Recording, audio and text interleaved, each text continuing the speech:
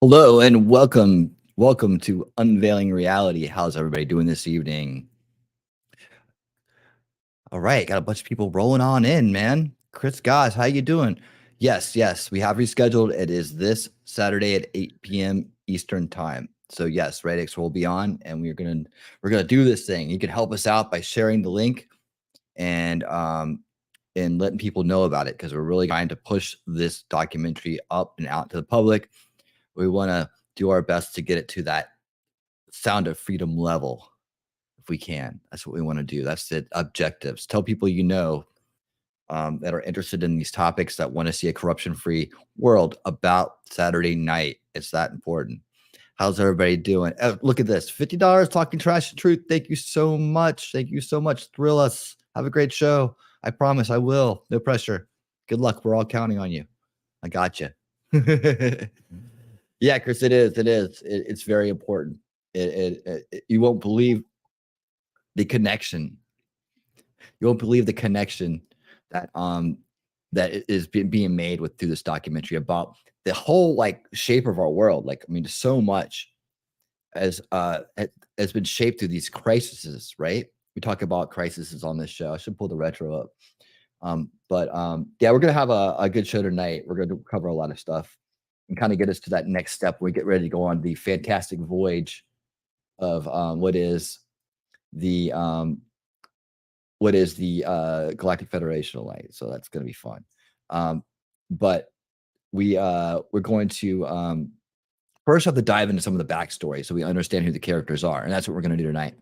We're going to look into the story. We touched some of this on the ancient alien stuff. This has to do with the ancient alien stuff, right? But we're going to take a different look at it. We're going to take it from where the ancient alien people were talking about it. We're going to take it back into the myth itself, and we're going to get into the nitty-gritty details of it. And we're also going to take a look at what real Sumerian culture looks like. So, and try to explain this. Now, there's a lot of, if you don't know this story, there's a lot to it. And that's why the backstory is important here. But we will lay that into some more modern stuff and like how it's coming forward, how the story's progressing, right?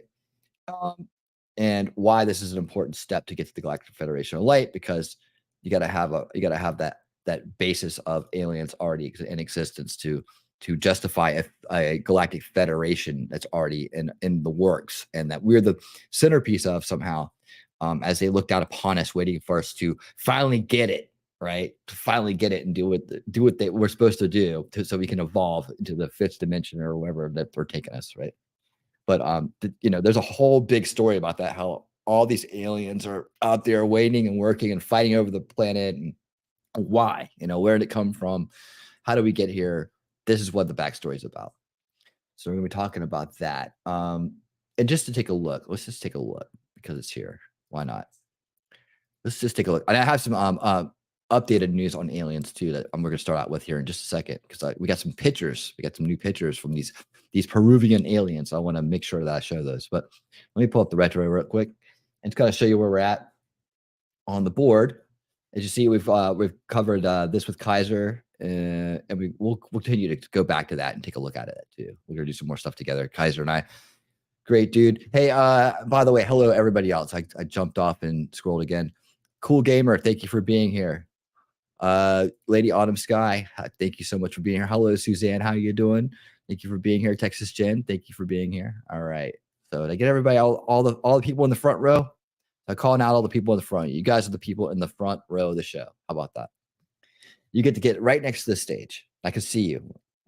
I wave down at you, wave back, right? I see you there smiling up. So, yeah, we're going down this little vein here, right? We're going down. We got this. We did the ancient aliens. We did the Disclosure Project. We did Blue Beam. We touched on chemtrails. I might come back to that one day as a more deep dive about what this whole rabbit hole is about. It does suck a lot of people in. And so, hey, Shizzy, how you doing? Hey, Shizzy, I know you're backstage. Yeah, I know you're backstage. Hold on, I owe you something. Whoops. Anyways, yeah, I totally just ended that for no reason. All right, there we go. Put it back out there.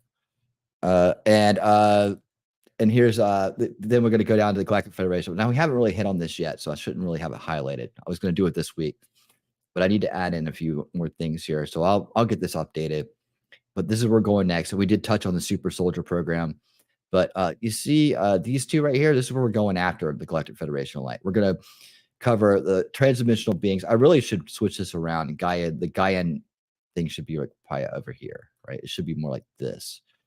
It probably should be more like this. Yeah, it probably will be more like this. That's better because this is fairly new, I think. It seems really new. And I'm pretty sure it is. We covered that already. We went through and saw some guy who infiltrated this group as one of them, learned the stuff, went in there, kind of just showed you how to get into the grift if you want to. Might be worth reviewing that because it was really a really great video. But the Gaia Network, right? And it's out there right now. You can go look at it.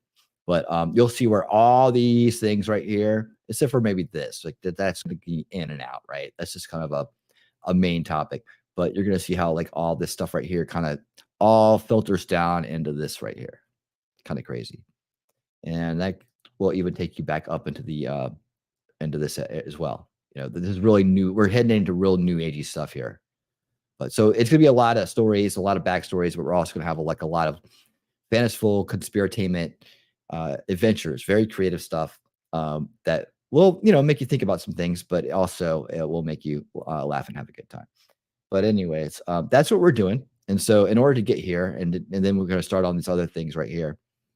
I really feel like I should fall back on this too. I kind of saved that because I thought I was going to do it with somebody else, but we may have to circle back to this too. I'm pretty sure I'm going to circle. I need to circle back to that just to kind of complete this because this is a stepping stone to this. So moon landing hoax is a stepping stone to flat Earth, by no doubt. You have to believe in this to believe in this, right? It's almost like a prerequisite. But anyways, that's where we're at with that. We won't spend too much time on the board tonight, but yeah, that's what we're kind of like. We're kind of getting through this vein right here, and we're kind of, you can see what the next several weeks are going to look like as we start to head. This is going to be a couple weeks at least, and then this will probably be one big one because David Icke talks his ass off.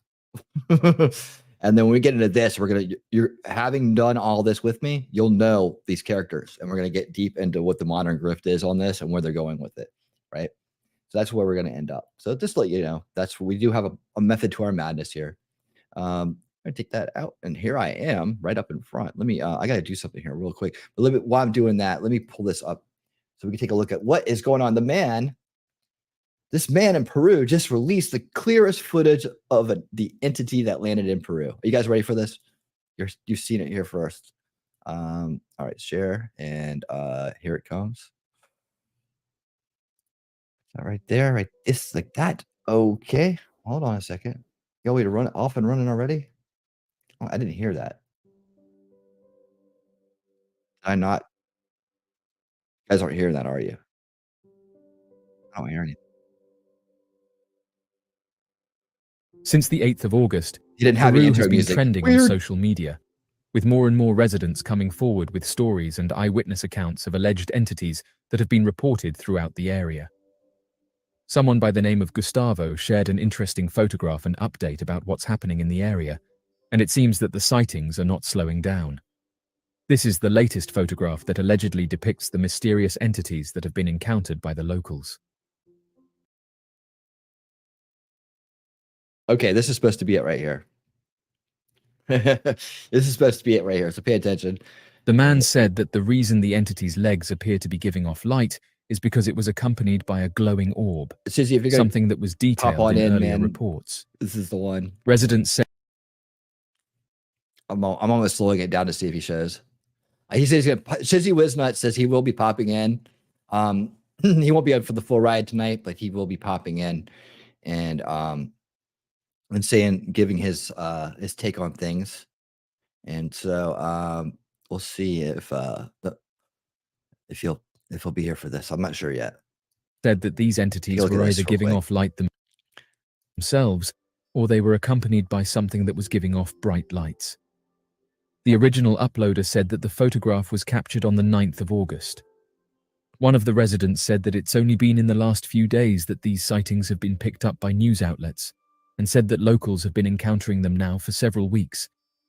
He said that they are extremely difficult to capture, and due to the bright lights they give off, it makes it difficult to photograph them. The man then detailed that several locals took it upon themselves to take out one of these beings, but said that bullets did Feel free nothing to to them, jump in and suggesting comment that it on was like this. they were wearing Let me know armor. what you think it is. The man continued by saying that the lights are blinding, and even theorized that they may have been used to disorientate the locals. Hi, Rose. How you doing? Mysterious lights seem to be a common theme with these sightings. And as of right now, it's not entirely understood what's creating these lights. Welcome. Oddly enough, many people throughout the area have reported witnessing glowing orbs. These luminous, spherical objects have been reported close to where these entities have been encountered. Those who investigate the unknown have said that glowing orbs are typically described as spherical objects that emit a soft, often pulsating light. Witnesses report a range of colors, including white, this is where it starts to orange. get all crummy, right? From this point on, you can't see anything. It's just this stuff. Like, come on, dude. These photos are horrible. I guess we're supposed to think that this is the eyes and the head and something, and then something else. So it's hard.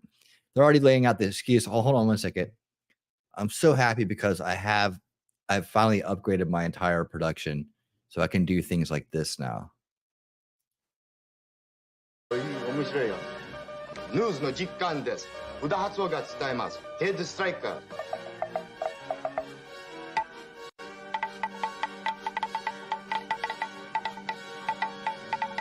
2 more minutes.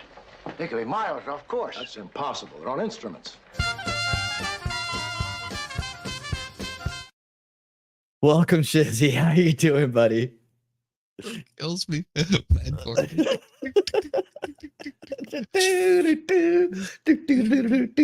Yeah, man. You're the only one that has three. You have 3 intros. You know that? Wow. You have 3 intros, man. You have the one where you're, yeah, that's the one where you pop in. That's your pop in intro, right? Then we have the one when you're featured, and then we have the one where you're featured with Caitlin. Yeah, so you have 3. Yeah, I feel that's so amazing. Honored. You're the first one to have 3. How about that? I feel so honored. Thank you. it's monumental. It's historic, really. Is what it is. It is. It is. So I wanted to ask you, what do you think of this picture right here? Well, I mean, that's a good drawing. Is it? Yeah, I mean, looks almost like a woman with like evil in her eyes. Well, I mean, I was the first thing I thought of was Mid Journey, like AI, right? Yeah, draw an alien, you know, put something in there and then say it's an alien in the forest at night glowing. Yeah, I mean, it just doesn't really work. Doesn't seem like a photograph, does it? I mean, it's a little bit blurred out, but you look down here, you look around, it just doesn't seem like a real photograph. It seems like a painting or an art kind of Photoshop thing or AI. I think it's AI personally. Well, if this was done in 2012, I don't know. Was this taken in 2012? No, this is new. This is recent. Oh, this is recent. Okay. Yeah, this is supposed to be the just released the clearest footage of entity that landed in Peru. This is supposed to be like the alien, the predator type aliens that are landing in Peru or something. No, it just doesn't. Yeah, it looks 6 days ago. AI. 6 days ago. Yeah. Yeah. Looks And like this AI. guy has 1.93 million subscribers. And this video it's jamming. Where the hell is the video? I don't see it. But anyways, look. No, I'm looking at how many times it was played. Oh, here you go, right here. 192,000 views. I'd love to have those views. That'd be awesome, wouldn't it? No, whenever I see stuff like that, it just makes me wonder how many of those are actual bots. I don't know, man. YouTube is really good about cleaning those up now. So I don't know. But I think a lot of people are just really into the topic. And if you already have a channel called wrongly, maybe Mysteries. called Unexplained Mysteries. Okay, Unexplained Mysteries. That's pretty good, right? Yeah. It's good. It's verified. So anyways, yeah, you have this this fun time going on here. And then the rest of the pictures from this point on are like blurry as hell. So like, you know, There you go. You have So this we great got that picture. one, but everything else is just a Observed blur. to move silently Yeah. through the sky. Yeah. So here you go. Sometimes hovering in place or executing rapid and unpredictable maneuvers. Unlike conventional aircraft, they lack visible wings, rotors, or any discernible means of propulsion. Hey, Interestingly, Yamaha biker, how all you of doing? these reports are happening just a few weeks after the US Congress conducted a significant hearing on unidentified objects. While previous encounters with advanced beings often revolved around the unearthing of peculiar technology in isolated settings, the most recent accounts originate from a rural area in northeastern Lima, Peru. According to local villagers, they are currently facing an onslaught from armor-clad aliens standing at an imposing height of 7 feet, bearing a striking resemblance. Okay, so that's supposed to be one too. It looks like he's kind of playing the keyboards or something, maybe. Hey, he could be at a concert. It looks like something's on the back of a dump truck. Yeah, it's crazy. Hey, $10. I'm talking trash and tooth. Yeah, I saw that. Shizzy is teacher's pet. Shizzy is teacher's pet. Okay, awesome. Thank you so much for that, by the way. Let's see, Yamaha biker. I walked outside to take a piss because the bathroom is too far away, and next thing I know, there I am on Winning Reality. Jeez. Okay, mystery solved. We got it. Now we know, and now we know that Yamaha bikers down in Peru as well. Yep. Yeah. Oh, thank you so much for being here, sir. Appreciate you being here. Yeah. Thanks again, just, T3. It because all I see is like a dump truck in front of like something there that could be a reflection in the background. Mm. Like, in a window, with the light on or something. I mean, you can't really tell. The mind does tend to make up images that are not really there. Yep, kind of like AI. Hmm. Well, it's the artificial intelligence. It's just mimicking intelligence, right? Right. So, oh man, yeah. So, I mean, it almost reminds me of Ghostbusters a little bit. Like it's got some Ghostbusters vibe to it. Yeah, I mean, look, you could say it looks like a cop writing a ticket. Oh yeah, they could be getting a ticket for parking. What are you guys doing here? You can't park here. Let's see what else they say. To large grey or insectoid entities. A common theme with these sightings that have been reported across Peru is that the entities have big heads and large black eyes. According to local reports from the Iquitu indigenous people, the strange beings have been launching attacks on the community since July 11th, including one particular incident involving a woman who was grabbed from behind. The beings in question are believed to wear protective armor and give off a bright light. The residents from the remote region have requested assistance from the authorities. In response, the police and Navy have been deployed to the area, and local residents have taken the initiative to conduct nighttime patrols. So why are the Navy, is there Navy or ground force or something in Peru? I don't know. But you got the police and the Navy working together. This has to be real. Yeah, I mean, why would the Navy be on land? I can understand maybe the police and the Army. When I see things like that, it usually goes along with the smelling burnt toast. So, well. Yeah, the Navy. It's just not, locals said that their head. Right? Okay, so also they say these things are happening all the time. These armored aliens are attacking Peru all the time. All the time. All the time. It sounds like we need to go visit Peru. Right? Well, there's just nothing, there's no other footage but this. And that one perfect image. It's just adorable. I mean, my cell phone takes really good images. It also adjusts for light. It does all kinds of things. Heads are elongated, and their eyes have a black hue. This enables them to have a clear view of their surroundings before disappearing. Wait, hold on. How would you know? I'm about to say, are you a doctor? Are you an alien doctor? How do you know this? Well, how would you know that that's what it is? Maybe it's a robot. Yep. I mean, unless you've like examined one. I might be working with them. Maybe. Well, that's weird. Their proficiency lies in their ability to evade capture, and that as of right now, residents have only been able to capture blurry photographs of them. Based on information from local news outlets, villagers have drawn a comparison between the mysterious beings and Pilakaras, legendary creatures that are known to take out humans. Despite the unlikelihood of this claim, it hasn't deterred online users from embracing it. One possible theory suggests that these beings are drones that operate in the area. However, this explanation doesn't explain what these beings are, or why there are a large number of mysterious orbs that have been reported throughout the area. One of the key challenges in understanding these orbs lies in distinguishing between natural phenomena and potential unidentified crafts. Okay, so this just goes on like this. I don't want to waste too much time on it. See if there's any other good stuff going on here. Yeah, I just wanted to make sure the crowd was updated on, this nice light. It's just the same thing over and over again, right? So they keep playing on these images right here, but they come out and they put the thumbnail like this. Yeah. So this is clickbait as hell. Right? Yeah. It's complete clickbait. It is. I got you, sucker dude. Does that look real to you? No. Okay. 13-year-old opinion, definitely not real. I disapprove. It disapproves. All right. So let's get a move on. I just wanted to kind of start with that and let everybody know we're up to date and on top of it. Keeping an eye on the impending invasion.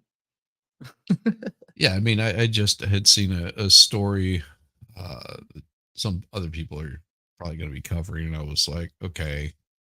And then once I dug a little bit deeper into it, I'm like, oh yeah, these are videos that have been floating around the internet for quite some time. Oh, which ones were they? What the hell was that? It was that missing plane, the MH370. Oh wow, I think I saw that. Yeah, I pulled it up and I was just like, okay. It's supposed to be a documentary that was released on like, it was Malaysia Airlines or something like that. And it was supposed to have disappeared. And then basically after I read through this one article, it was just like, these people are posting them on TikTok and then basically somebody said, did a search on the Wayback Machine. It says they were published on YouTube in May and June of 2014 by the account of Regicide Anon, which has since been deleted. The archive of the first video can be seen. Others available. It says no mention of flight MH370 is made in the captions of either video. And then it says somewhere a little bit later on, it says that it was also shared on Venmo in August 2014 by a UFO enthusiast group. The description of the video describes it as what the appearance of Malaysian Airlines flight MH370 may have looked like, made by a video editing enthusiast. Thank you, Elephant. Elephant. How you doing? So yeah, I find these pretty suspicious coming out at this point in time. Mm-hmm. Everybody's talking about UFOs and they're completely distracted from other stuff that's going on in the world. Yep. And that's not what the point is here. Like we're on this. Not only it's timely in a sense that we're pointing out the distraction, but also given the history into all this. I mean, a lot of people just jump on it or it becomes sensational and they get the cliff notes, right? They don't understand half of what they're talking about in terms of where it came from or who said it or is it credible or anything like that. That's what the idea of this show is.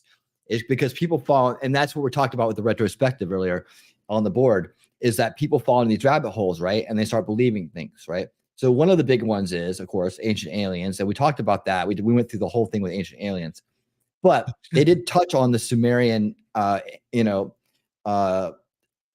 astronaut theory, right? Right. So, and that comes from the fact that this archaeological dig at one point found these Sumerian tablets, right? And so we have this whole backstory that was put in tablet form, and then people have gone about and interpreted it. And what we're going to find is we're going to find that, you know, there's really always this one big catalyst behind these spurs that happen, right? The spurs off of archaeology into conspiratainment, right? And it's usually somebody that makes a big splash with a well done book and a tour behind it, and a lot of lectures and stuff to people that want to believe. And there's a whole range of even into like UFO cults and stuff like that. People who believe in UFO cults, right? And that the aliens are going to come back. And, you know, we knew what happened with the Hale-Bopp stuff and the people who all off themselves when the comment went by because, you know, they thought that they were going to get a ride, right? Yeah. And many things like that. So the dangers of falling into these rabbit holes and what it does to the credibility of someone and the mind of somebody, whether you activate, you know, you're going to get activated in society and start trying to be a solution-minded person, or whether you're going to sit back and wait for the aliens to save you. And that's the real worry here, right? Is that people fall into these holes when these topics come up, right? And they never get out. And we're going to see people that never got out and people that have then taken it to another level by the time we get through this journey together. We're going to see the people that are behind the grifts, the people that are out there making money off people, pulling them. And, you know, in some cases, maybe they're just as convinced as other people that just don't really get outside their sphere of influence to question their own beliefs sometimes. Right? Like I know nothing of grifts, nothing at all of grifts, none whatsoever. Right. But, you know, when we go back and we get the hard facts, and then we start looking at how these things are put together, we start to see, oh, now we see the mass influence of these grifts and how it actually starts to change the culture, right? It really does change people in a way that, or even puts people into a place where they don't do anything, right? That's really, but the UFO stuff, that's what I worry about the most. It's like the end of the rabbit hole. A lot of these is just stand still and do nothing, which is exactly what the establishment wants you to do. And it's not that I can sit here and debunk UFOs, and I would assume that there's other alien life forms out there. I mean, the universe is pretty damn vast, and we're only a little pinprick in all of that. I mean, if you think about the vastness of the universe, or what we know of the universe, we're pretty minute in that. I mean, there's other entire solar systems. We haven't even begun to explore our own planet, you know. Oh, it's like, well. Yep. Well, let me just real quick let everybody know that we are we're going to do a little bit of archaeological history here. I'm going to do this at an increased speed, right? So we're going to not, and I don't know that we'll get all the way through this one, and then we're going to take on the other version of this. So I wanted to give you some like roots in archaeology before we start looking at the more speculative version of this story, right? But you will find a lot of interesting things. For example, you will find that there are stories that were uncovered and deciphered in Sumeria that seem very, very, very close and very, very common with things that we see in the Bible. That's what kind of like raised a lot of the controversy about these tablets and the stories that then spurred off of them. Is that, you know, is that whole questioning? Not one, maybe one's based on the other, or maybe one is a handed down version of another or something like that, but that they're completely, you know, telling different stories almost, even though they seem the same. Okay, so Shizzy will be back as soon as he gets his connection straight. I'm guessing that's what happened. If he didn't fat finger it, but we'll go ahead and get started. Here we go. For nearly 5,000 years, the scorching sands of the Iraqi desert have held relics of the oldest known civilization, the Sumerian. Can you guys hear that Our okay? world owes the Sumerians everything. Yes. They invented writing and the wheel. They divided time into minutes and seconds. Sumerians did actually do a lot of cool They things. tamed nature and built gigantic cities. They loved culture and the arts. Their caravans crossed the desert, opening up the first trade routes. Their stories inspired our founding myths, and their memory lives on in the Old Testament. They wrote the history of the birth pangs of mankind. There you go. See, their memory lives on in the Old Testament. That's what we're talking about here. Yet 4,000 years ago, this brilliant civilization died out. For a long time, its very existence remained a mystery. But today, the desert sands are at last yielding some of the secrets of this fascinating civilization.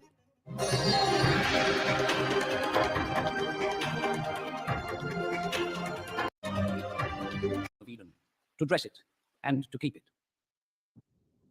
Okay. In southern Iraq, Euphrates. So The river went up river to the water of the garden. and from thence it was parted and became into 4 heads.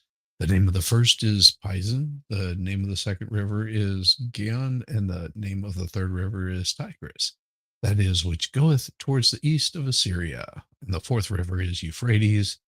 And the Lord God took the man and put him into the Garden of Eden to dress it and keep it. There you have it. I don't think that's correct. Yeah, it seems a little bit off. No, that's not what Genesis talks about, because they never name where the Garden of Eden actually is. So I don't know what Bible that's out of. Yeah, it is interesting to start out like that. Anybody want to look that up, and we'll play it on, see if they have what the difference is here. I'll maybe take a look at it in the background. So it's 10:15. Okay. And from thence it was parted, and became into 4 heads. The name of the first is Pison, and the name of the second river is Gihon, and the name of the third river is Tigris. That is it which goeth toward the east of Assyria. And the fourth river is Euphrates. And the Lord God took the man and put him into the Garden of Eden, to dress it and to keep it. Well, In it's southern sort of Iraq, No, a that is cloud it. silence hangs over the dunes. no, sort of The temperature close. is around It the depends 50 on degree what version of the Bible that you're reading. Okay. Okay. It says, and a river went out of Eden to water the garden, and from thence it was parted and became into 4 heads, and the name of the first is Pison, blah, blah, blah, compass the whole land of Phalalia, where there is gold, and the gold of that land is good, and there's beldam and onyx stone. The name of the second river is Gihon, the same of that compassed the whole land of Ethiopia, and the name of the third river is Hiddekel, which goeth towards the east of Assyria, and the fourth river is Euphrates. It just depends on which way that you're actually reading. So I mean, it's because there's different versions. There's a river flows out of Eden. Basically, they're just saying a river flows out of Eden. Doesn't name where the actual Eden is, but it says in that what he was saying was, and that's where Eden is. It's like, no, they're saying water flowed through Eden. The water of the garden flows around the whole land of Cush. American Standard Versions says different things. The New International Versions, basically, they're just saying river watering the garden flowed from Eden. That's it. Yeah. I mean, that's basically what they're talking about. That's about all that they're saying. Alrighty. Weird. Yep. The climate has not changed for thousands of years, yet men and women once lived here. Sandwiched between the Mediterranean and the Persian Gulf is the region that the Greek historian Polybius called Mesopotamia, the country between 2 rivers. It was irrigated by the Euphrates and the Tigris. In the mid-19th century, all we knew of ancient Mesopotamia was what we read in the Bible. French and British archaeologists competed to discover more, and their finds were amazing. They uncovered an unsuspected, buried past. Mesopotamia had once been the cradle of a civilization.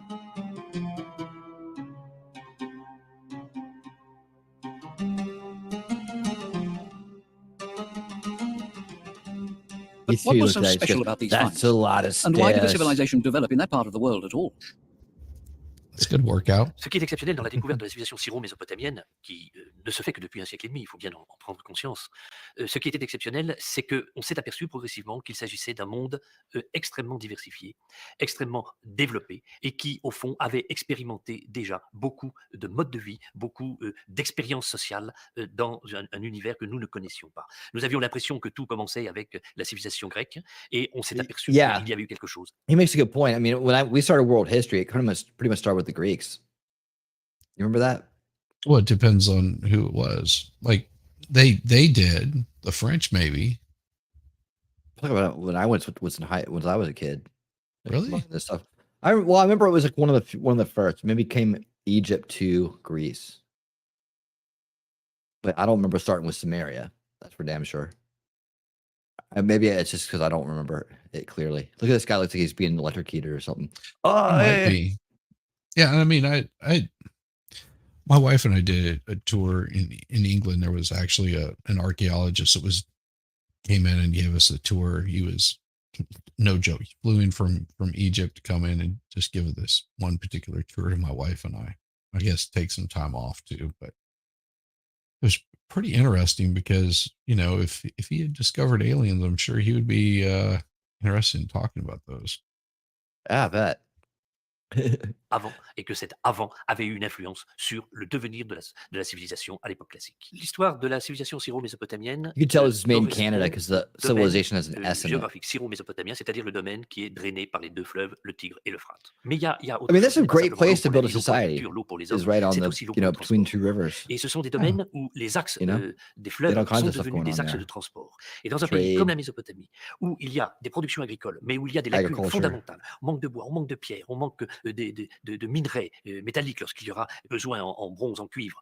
Eh bien, dans un pays comme You know, celui-là, it makes me think, like, what kind of water did they drink back then? Were they just drinking out of the river?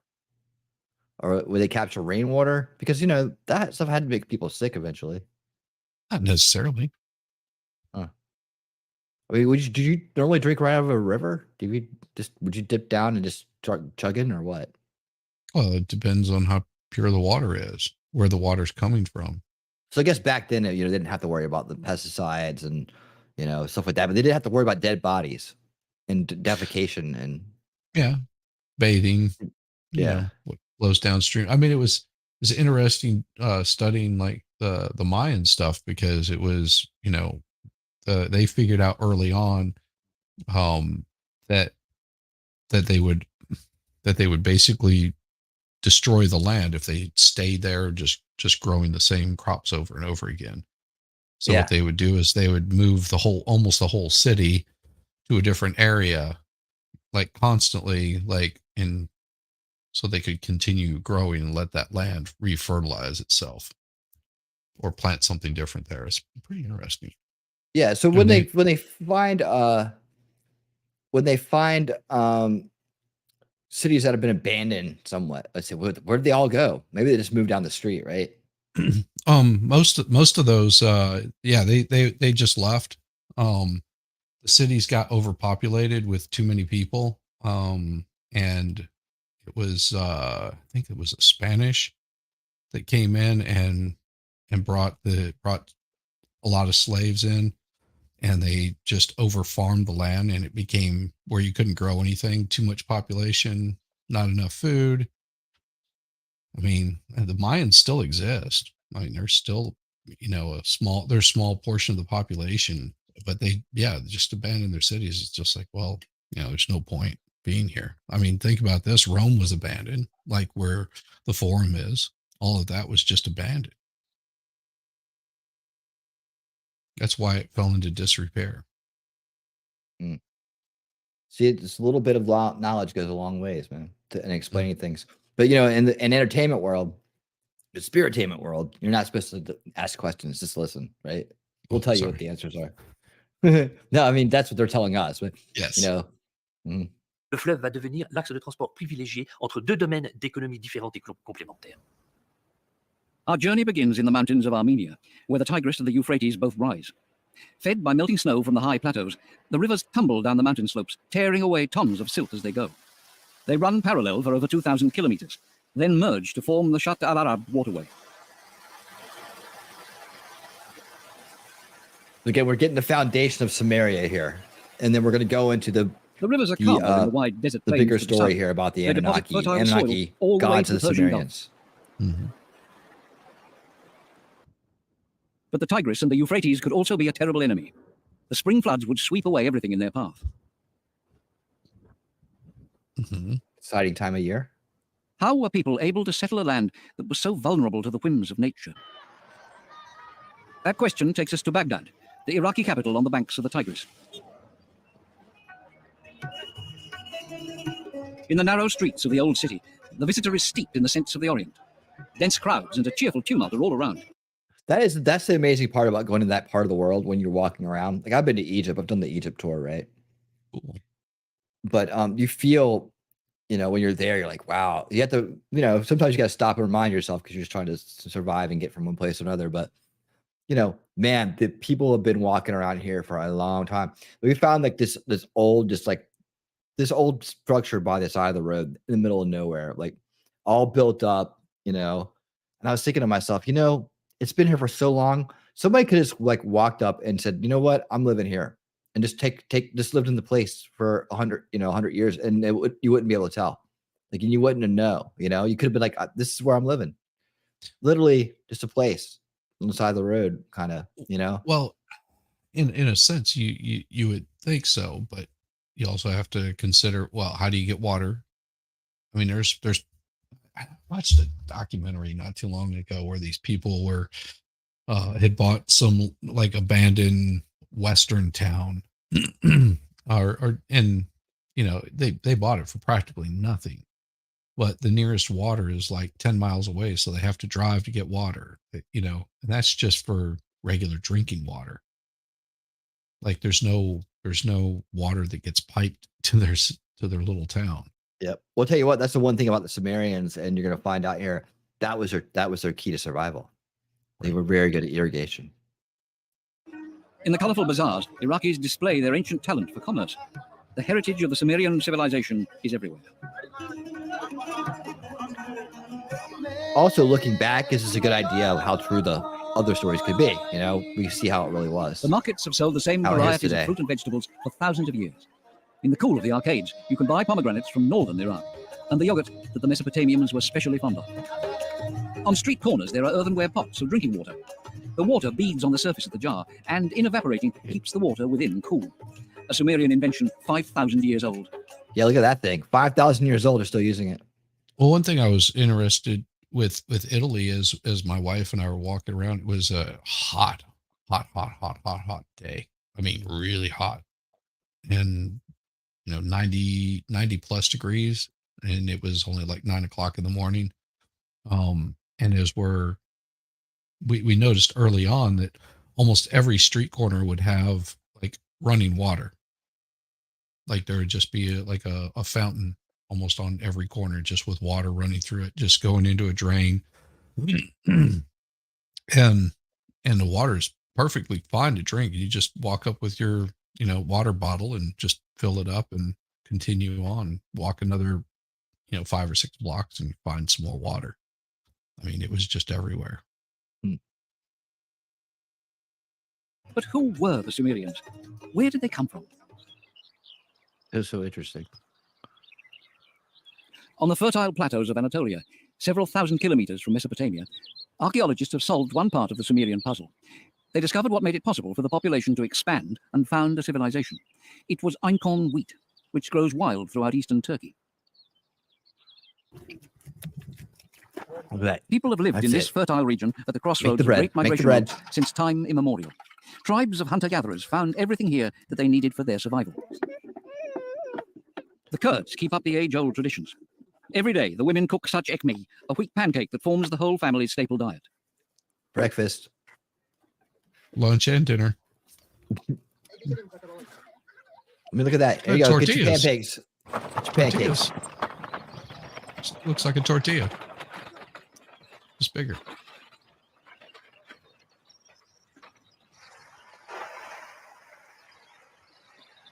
There's Max Murrow. In 1958, archaeologists discovered the 9,000-year-old ruins of the village of Chayernu.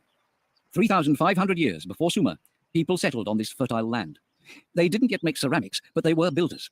Their houses had mud brick walls on dry stone foundations. Sounds very alien tech savvy.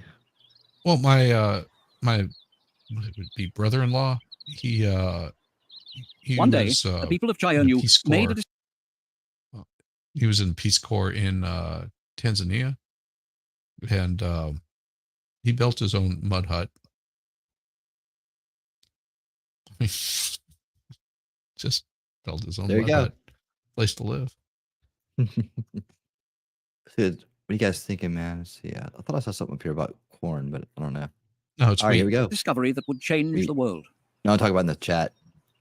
lorsque se crée Cornfield, vers okay. 15 000 avant Jésus-Christ, dans ces régions des collines, dans ces régions de l'Euphrate à son entrée en Syrie, lorsque se crée cette situation très particulière qui fait que les collines de ces régions se couvrent de cette graminée sauvage qui va permettre aux hommes de se sédentariser, c'est évidemment un élément extrêmement nouveau. Quand ils ont découvert que cette graminée produisait une graine qui pouvait être utilisée, qui avait surtout l'énorme avantage de se conserver, la conservation du produit alimentaire a joué un rôle essentiel parce que ça voulait dire qu'au lieu d'être obligé de retrouver de la nourriture 3 jours après avoir abattu une bête, eh bien, on pouvait se dire qu'on en avait pour plusieurs semaines ou plusieurs mois de réserve devant soi. Mais à partir de ce moment-là, les conditions changent. Et l'homme, quand il se rend compte qu'il a ce produit, il va rester à côté de ce produit. Bien entendu, ce produit ne se récolte qu'à un moment très précis de l'année, mais on ne peut pas le transporter. Une fois So qu'on l'a they récolté, il came faut up with the garder idea un of stock. storing food. Il faut le protéger, ce stock, il faut empêcher les autres Yeah, de harvest it, store it. le prendre. Donc, la sédentarisation se fait à un moment donné dans cette région-là pour une raison très, très, très précise, c'est-à-dire la conservation d'un stock alimentaire que l'on peut récolter à un certain moment. Et là, bien entendu, l'esprit humain va jouer un rôle fondamental.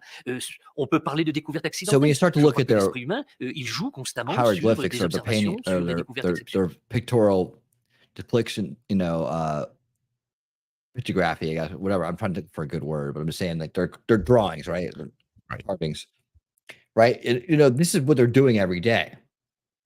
Things like irrigation and wheat harvesting and stuff like that. This is big time stuff, right? So they're documenting it and telling stories about it in a way that they know, so it could be, the knowledge is passed down.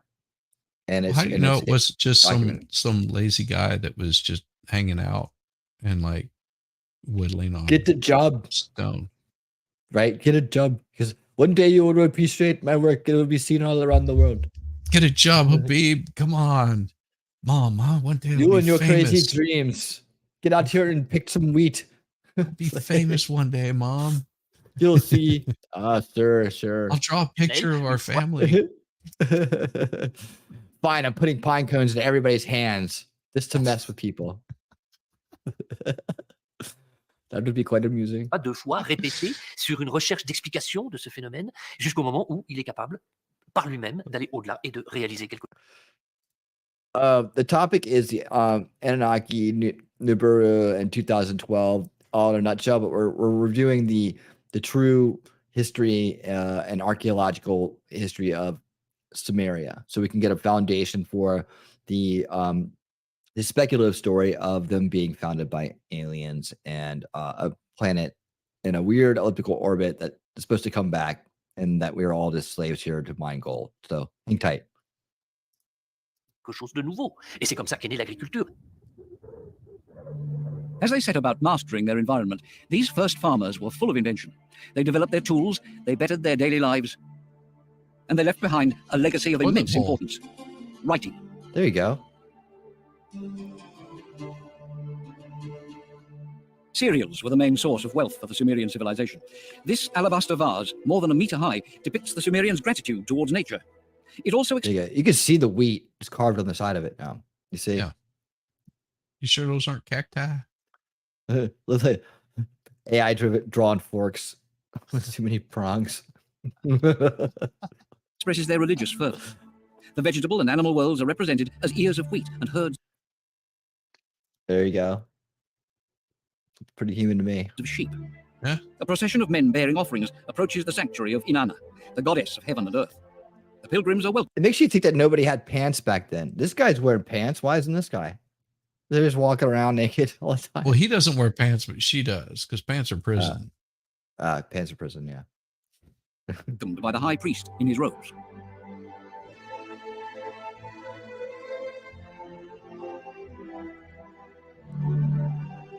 I can tell he's not really attracted to her. Yeah. Growers, not showers. Thanks to these successes in agriculture, the population grew. The first groups began to colonize land along the rivers all the way to the Great Plain of Mesopotamia. The main preoccupation of the farmers was finding ways to boost their production of crops. This clay tablet shows a device for more economical sowing. The seeds are deposited via a funnel that ensures regular, even distribution in the furrows. There you go. The Sumerian secret lay in taming their unpredictable sources of water. For in Mesopotamia, the balance between man and nature could easily tip against man. To take control of their water, the Sumerians invented the wheel. and they dug hundreds of kilometers of irrigation canals, reservoirs, and dams. Irrigation was the mainstay of the Sumerian civilization. By subduing the turbulent waters of the Tigris and the Euphrates, they turned the power of nature to their own use. There you go. There you go. And like without any seemingly any alien intervention here. So far. Yep. There's that wheel. Yep. And then the farmers reap the benefits with bountiful crops from hundreds of thousands of hectares of fertilized land. In some areas, wheat, millet, and barley were harvested twice a year. In the oases along the irrigation canals, millions of palm trees grew as far as the eye could see. Oh, that looks nice. Yep. It's the same when the Tigris and the Euphrates merge to form a single body of water, the Shat al-Arab waterway. On each side of the Shat al-Arab, an agricultural province prospers thanks to the bountiful water from the two great rivers. Yep. Only barges can reach the heart of this maze of tall Hey, that reeds. guy's wealthy. Sumerians built fishing villages. Yeah. He's wealthy. He had his own cow. The people still live as their ancestors did. They still build reed huts, just like the ones seen in ancient bas-reliefs. My Look at rabbit. that. Bye, rabbit. The huts stand on a foundation of layers of soil, interlaced with braided reeds. The floor, roof, and walls are made of interwoven stalks. The supporting columns and beams, very strong, Saturday Night are made Rabbit. of tightly packed reed bundles. Look at that. Wow. Tightly wound reed bundles. 5,000 years ago, 40,000 fishermen and farmers, an entire people, lived in the marshland around the port city of Ur. In their frail reed boats, they had made a huge area habitable, 1 meter at a time. Wow. So, I mean, I'm just thinking that looks like mosquito hell right there. Yeah. Do they have mosquitoes over there? I'll have to ask someone from Iraq. I don't know. But I mean, marsh. I think of marsh. I think mosquitoes. Yeah. There you go. First unit in our homeschool history. And they this year said is one to ancient another, Mesopotamia let us make against brick Israel. and burn Nice. them thoroughly. And they had brick for stone, and slime had they for mortar. And they said, let us build us a city and a tower, whose The top slime is may reach important. unto heaven.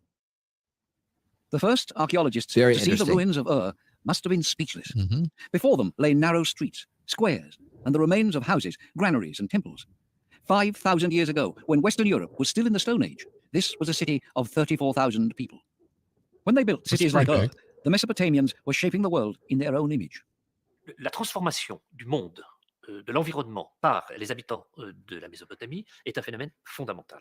Ils ne se sont pas simplement contentés de créer des villages, ils ont implanté des zones de culture. Par la suite, à l'époque des villes, ils ne se sont pas contentés de laisser pousser des villes, ils ont aménagé la région. Et le mode de vie qu'ils ont développé était un mode de vie de domination de la nature. Et ça, c'est quelque chose de tout à fait étonnant qu'on ne pense pas toujours. Ils ont dominé leur nature pour arriver à la mettre au service de leur survie. Made to last, with fired bricks covered in tar, the ziggurat of Ur is impressive. It's estimated that it took 1,500 men 5 years just to build its base. Farmers up to 20 kilometers away could see the house of their god. And you heard about that, Drawings right? done by the British archaeologist Did you hear Leonard how Boyd. long he said? It took 1,500 years to build this. Mm-hmm. It wasn't like they built it overnight or in a week or 6 months. That's multiple generations. Yeah, well, yeah. You could say like today, maybe that's maybe 20 generations, but honestly, back then it's probably more like 40. Yeah. People didn't live as long back then. In the early 20th century, lot of help us stairs. imagine what Ur looked like 4,000 years ago. This immense city was surrounded by 4,000 hectares of cereal fields. Damn. Traders from the Persian Gulf sailed into its harbor and exported food to the Arabian Peninsula, several thousand kilometers away. The daily life of the city centered on the temple, where the people prayed and political and economic decisions were taken.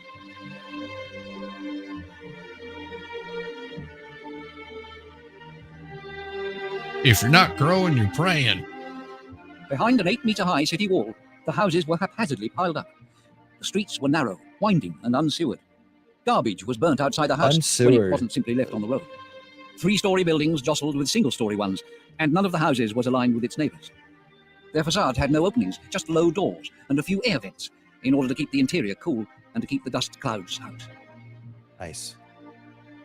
But I kind of like that design. For a long time, little was known of life in Ur.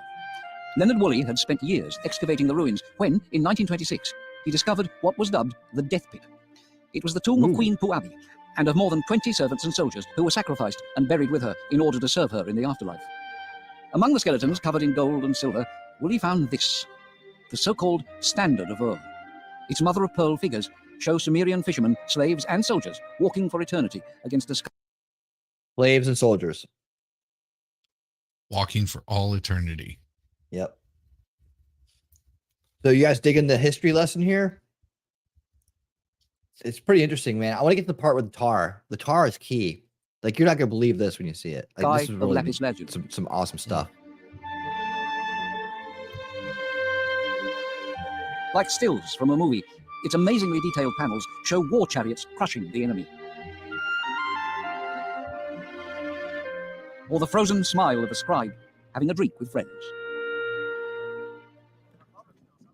In the arid desert that now surrounds the site, the traces of the past are still visible.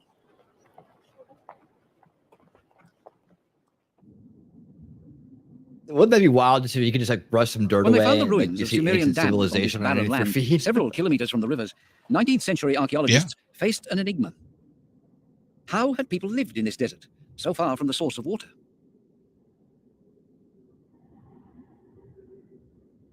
The desert city of Nippur, 250 kilometers south of Baghdad. The ruins of a temple rise above the dunes. It was during excavations of this site that archaeologists found the key to the enigma. This clay tablet is a map of Nippur. It shows the exact locations of the temple and the city wall. The Euphrates ran to the west of the wall. It had been diverted to supply the city with water.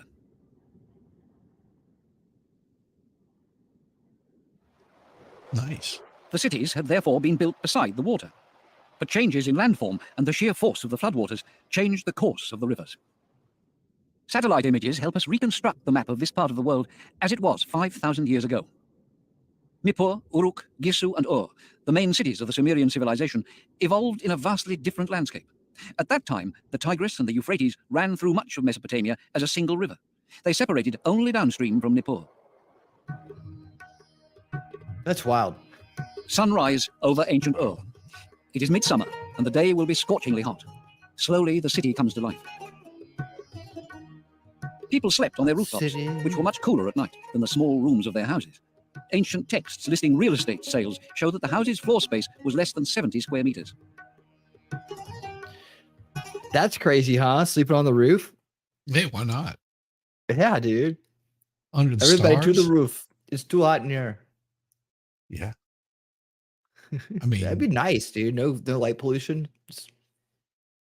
Air conditioning is pretty recent invention. Yeah. It really is. But the concept is not, because everyone thinks that AC cools. It doesn't. Nope. It removes the heat and humidity. So you've had a guy come to your house to explain this to you as well.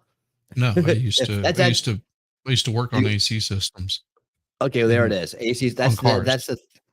That's the sales thing. So like I used to sell them. So when you sell them, for houses. So you sell them. That's one of the first things you explain to people. It's like, no, it's removing the heat and humidity. So the guy who trained me was Jamaican. So every time I think of like how to explain it, I go to my Jamaican. I'm not joking. No, I always go back to my Jamaican accent. But they were really good. They're really good at selling AC, by the way. Anyways, so it removes the heat and humidity. So think about that next time you turn on your AC, what's really going on there. In the early morning, people come onto the streets. Merchants try to entice the passers-by. They try to do business while the day is still cool.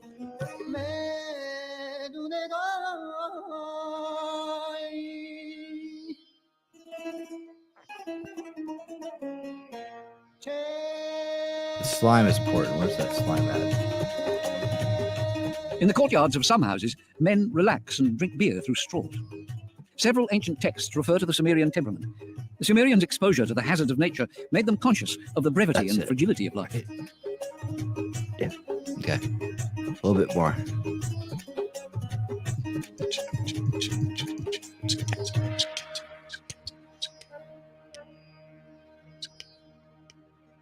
And by the way, don't let me forget, Shizzy, while you're here, I want to talk to you about the Men of North Richmond, that song that's gone viral. Have you seen this? Okay. Yeah. Wait, have you seen it? I've heard. You've heard it? Portion of it. Okay, so we'll do this right now. We'll do it right now. People haven't heard it yet. After this, I'm gonna play a portion of the song, but I want to get Shizzy's reaction. And I'll tell you what mine was. Like, I think we had the same reaction. So I'm thinking we're going to have the same reaction. So we'll see. So stick around. We're playing this on 1.5 speed, so it's not as long as it looks on the screen. But at the end of this, we're going to do a quick musical thing, and then we're going to head into the Anunnaki outer space alien version of this story. But I wanted you guys to see how life really was, right? Before someone, and then the reason why we're doing this is so that you can see when someone elaborates on it, what they do, right? So you get the foundation in real archaeology, hard facts, and then we'll let the speculation and fantasy kind of roll on in, and then we'll see how that works on, for us as a society as well. Yeah.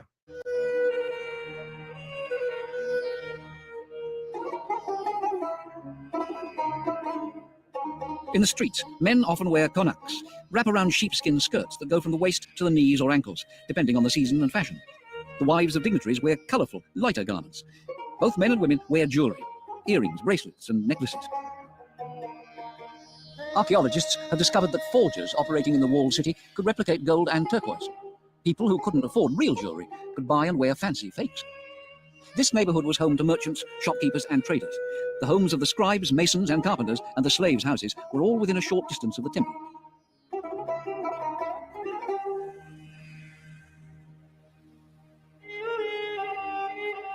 The treasures discovered in Ur are enormously important for archaeologists. They reveal Sumerian customs, and they demonstrate the quality of the craftsman's work. Sumerian goldsmiths had mastered the techniques of chiseling and soldering gold. The bull's head on this harp has eyes of lapis lazuli turned towards eternity. The harp itself is decorated with shells and precious stones.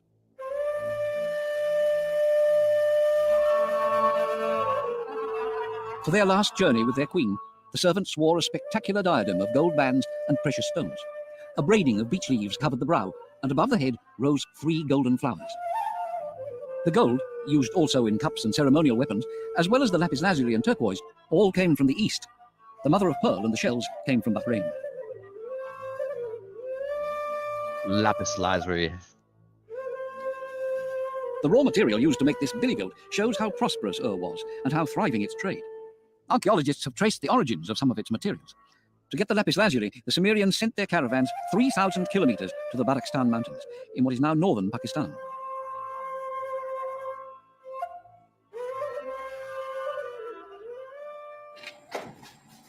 Peshawar, the merchant city in northern Pakistan. This rough lapis lazuli has been shipped from Afghanistan. Splashing water on the stones brings out the intense blue that fascinated the Sumerians. Archaeologists have established that the lapis lazuli trade began with the Sumerian civilization 3,500 years before Christ. 3,000 years before the Silk Road, the Sumerians had opened up the trade routes that crisscross the east.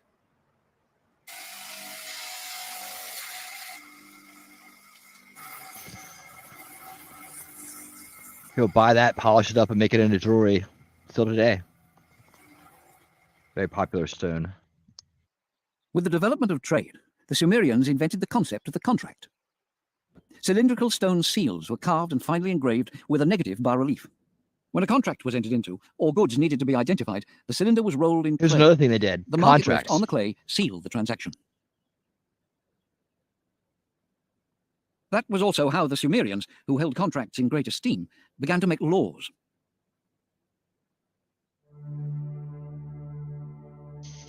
Contracts led to laws. Very few legal texts from the Sumerian period have been found. Well, but in the early 20th century, in the Persian city of are you Susa, sure that the laws archaeologists lead to discovered the contracts? stone of Hammurabi, king of Babylon. It had been seized as a trophy by Oh the no, I Elamites, wasn't there. who went on a rampage through Mesopotamia in the 12th century BC. Hammurabi had the legal code that bears his name drawn up in 1694 BC. It enshrined all of Sumeria's laws, and all 282 articles were carved on the stone. They mostly relate to aspects of everyday life. But I can see how it would go the other way. And I'll talk about it in a inheritance. second. As a judge, the king ordered investigations, protected the people from abuse by officials, and oversaw great public works. The Code of Hammurabi proves that the Sumerians were precursors in many areas. On the back of the stone, Article 196 warns an eye for an eye, a principle repeated in the Law of Moses.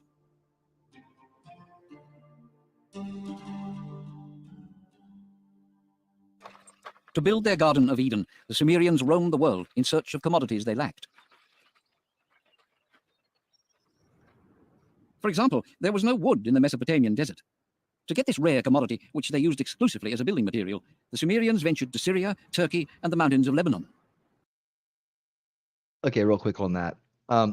Yeah, I could see how, like, if you had to get contracts, like if they had a very open society, I guess, or whatever, or just people building in different areas, and they started these things called contracts, right, to make sure things were done fairly, I guess, and that your word was put on it.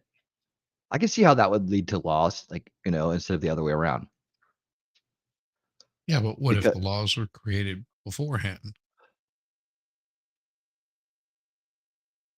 That's I'm thinking they're saying here that it's a chicken or the egg, which came first. Well, no, I think it went. I think what they're saying here is that contracts came first. That's what they're stating in this piece here. But I can see how that would work. That's what my point is that I can see how that works. Like, you know, you start with your individual. The contract is just basically a set of rules between two people, right? Right. An agreement. Yeah. So you start there, and then you have to have something to enforce that. So then the laws became out of that grew laws, and probably out of that grew government. You know, to a sense.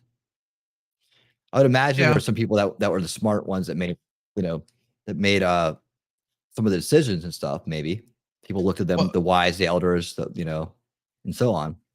Well, I can sort of see why the city didn't last very long. You know, everyone says it's probably, you know, lack of water or all these other things. I think the reason they didn't last so long, it seems like they were doing a lot of praying and sleeping and selling, but not a lot of work like growing and harvesting. Well, they didn't have the all the things they had to build up, right? So we saw the infrastructure earlier, the aggregation, the wheat fields, the building of the wheat and the water and all that stuff. They were showing us how they like did the water and build their cities.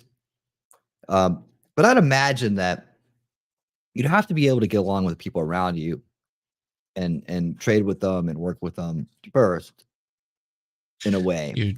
Before, I don't think government came first. I mean, I just can't seem to put that into my head that government came first and then everything else came afterwards.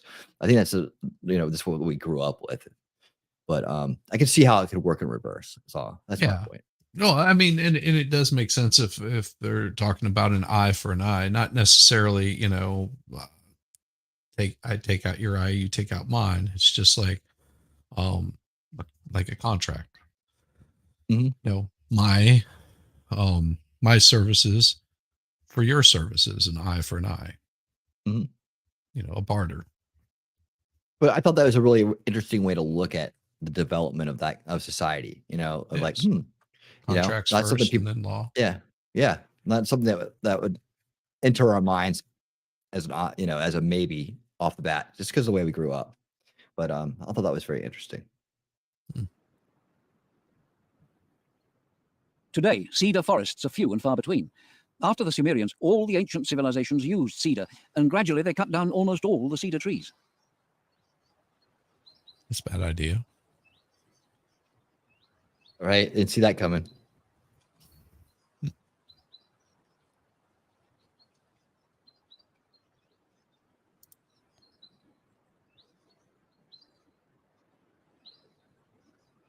Legend has it that some cedars are over 4,000 years old and grew in civilizations now vanished. They could testify to the efforts of the Sumerians. Bas-reliefs found in temples show Sumerian loggers felling 100-year-old cedars and loading them onto their ships before sailing down the Euphrates. These expeditions lasted several months and show the enormous achievement of a people living in a hostile environment.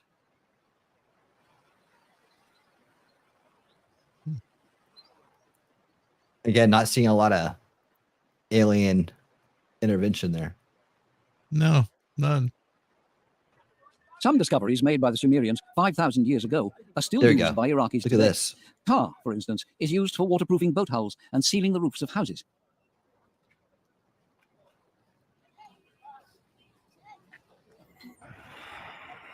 Where'd they get the tar?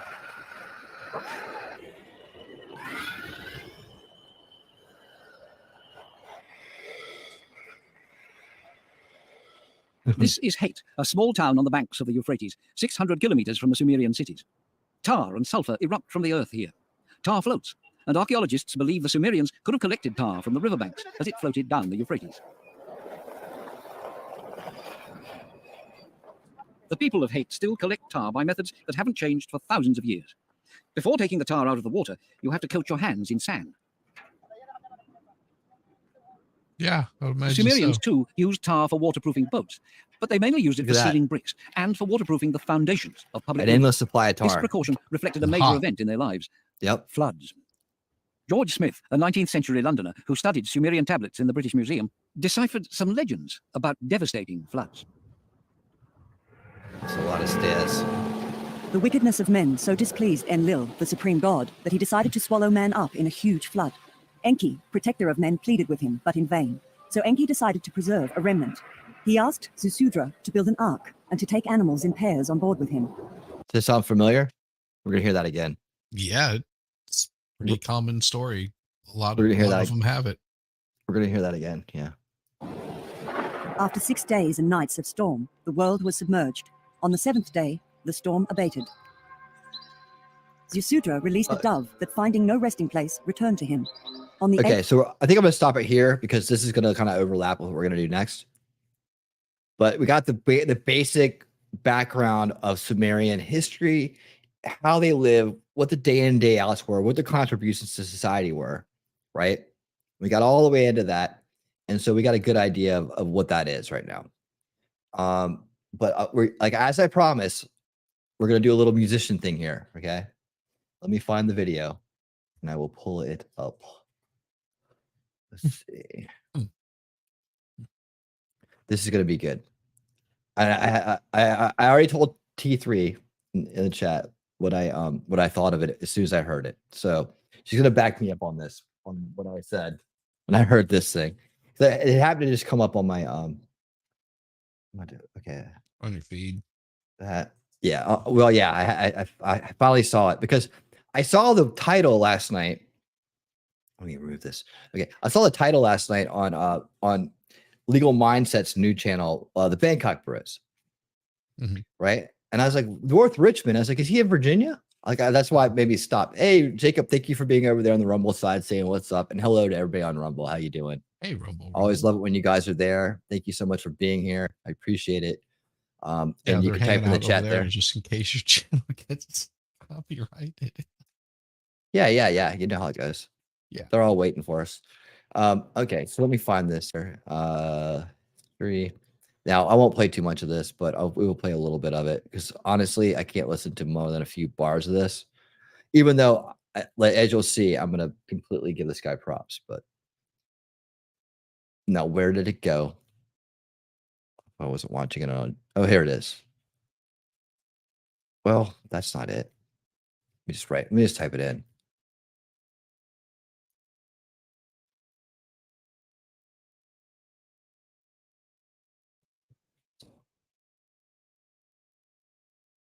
Okay, 16,000 views. Now, you'll see how musicians kind of like analyze this right here, people. This is going to be interesting. Oliver Anthony is the artist in question here. Ginger. Hold on. Oh, yeah. Here we go. And this guy is from Virginia, so I'm pretty sure that at least that part's right. Oh. There we go. There he is. That's called Got a Day Job, but like to do things. There we go. There we go. This is him. All right. And this is a song that everybody's talking about right now. Richmond of North Richmond. All right. So Richmond, here we go. You ready? North of Richmond. North of Richmond. There we go. Sorry. Thank you. You can see how my mind works really fast. Sometimes I skip. Yes. All right. Here we go. And here we go. Ready? Shizzy's going to react live.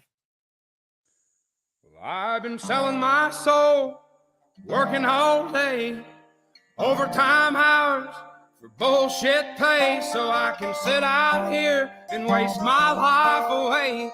Drag back home and drown my troubles away. It's a damn shame what the world's gotten to for people like me, people like you. Wish I could just wake up and it not be true, but it is. Oh, it is living in the new world.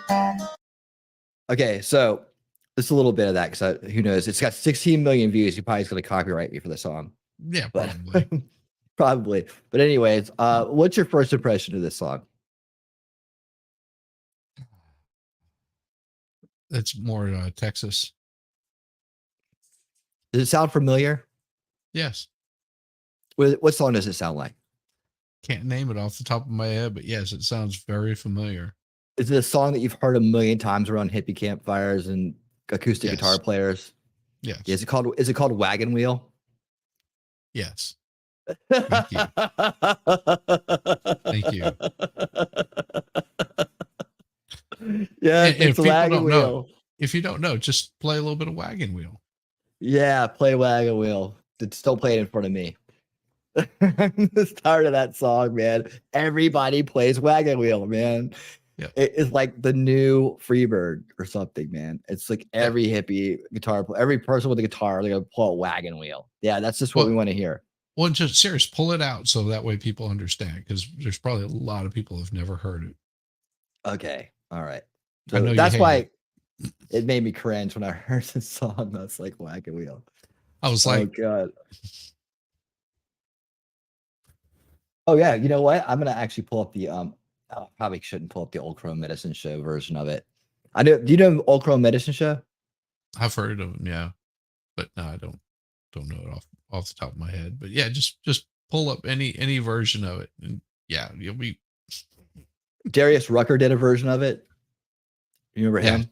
Yeah, I remember Darius. Yeah.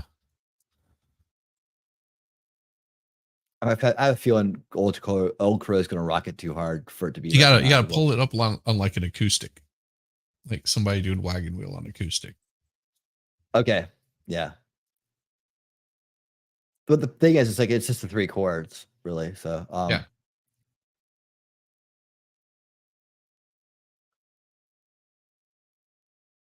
Catchy, that's why. Catchy, easy to learn, easy to play. Yeah, I wrote a song like that. It was called what was it? Vanna White has a big fat hairy bush. Yeah, that's what it was. Do you know that for a fact? Huh? Why is Darius Rucker all over the damn? It's all about Darius Rucker playing this song, dude. Maybe we'll just have to get him to play it for us. He's definitely Wagon Wheel. Yeah, he's playing Wagon Wheel. Are you serious? Like, yeah, like it's all over the place. I can't find another version of it but him. It was short. That's it.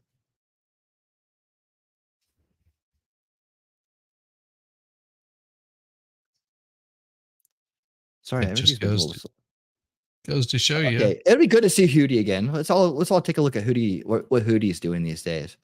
But that's Hootie from Hootie and the Blowfish, by the way. Yeah. All right. Here we go. Headed down south to the land of the pines, some of my way to North Carolina. There you go. That's it. That's all you need. That's it. That's all you needed. That's it. So yeah, you see what I'm saying? Wagon Wheel, man. It's Wagon Wheel. Yeah. Because it was a country chart topper for Darius. Okay, cool. Yeah. I'm glad Darius is doing good. He's a nice guy. Yeah. He's a nice guy. Yeah, he is. All right. It's just I find it funny. Isn't it? It's hilarious. But it's like 16 million views, dude. I'm just gonna redo Wagon Wheel songs like every once a year. I'll just redo them. Well, and the lyrics are not that edgy. Nope. I mean, if you see, you can pull up just the lyrics to it, and they're really not that edgy at all. Just like, oh, the government's holding me down. They're more worried about fat people than they are the starving people. Blah blah blah blah blah blah. Political discourse, but yet, whenever you see the guy, he's playing a that's not Cheap Gretsch, by the way, that he's playing. No. No, not See. at all. Mm-mm. That is, so we're keeping it. Go ahead. Sorry. yeah, It's expensive. Yeah, it's expensive, and I'm sure that you know, he'll make the circuit. He'll be the achy breaky heart for a while, because that's the only song that people want to hear. And he'll get so sick of playing it and singing it and hearing it that he won't be able to do anything else. What is it Joe Wall says about Rocky Mountain Way? He goes, every time he plays, he goes, if I knew I'd be playing this song the rest of my life, I would have written a better song. Every time, dude. Yep. Here we go for the 10,000th time. All right. Music is funny. Okay, so now we're gonna head into the other one. This is a new documentary, basically, that was just kind of recovers this, and it covers the Nephilim too, which I think is a great comparison for this, right? Yeah. He does a great comparison between biblical and Sumerian, and he kind of goes into the lore of it, and I think he does a great job. He circles back around to the stitching part of it at the end. So I'm going to keep an eye on the stream here. Hopefully we can get through this without any issues. I realize that it may run into some copyright issues, but I thought it was one of the better ones. If we do, I might duck over to a different one I have that's a little less popular channel. But we'll keep our fingers crossed, and you know how we do it here. It's all about the show, and we worry about the rest later. So the show must always go on. Yep. And oh, by the way, this is kind of like channel. It's from a smaller channel, but it's called I have to say this up front. It's called Gnostic Informant. Okay, this is not saying that I'm part of any kind of satanic Gnostic society or anything like that. Gnostic Informant. That's the channel. So if you like this documentary, make sure you go like and subscribe. There you go. Absolutely. But I know there's some busybodies out there trying to spread rumors about me being some kind of Gnostic cult leader, but that's not the truth. That's me. That's him. Yeah, I just do what he says. Okay. Prior to the 19th century, he's my high priestess.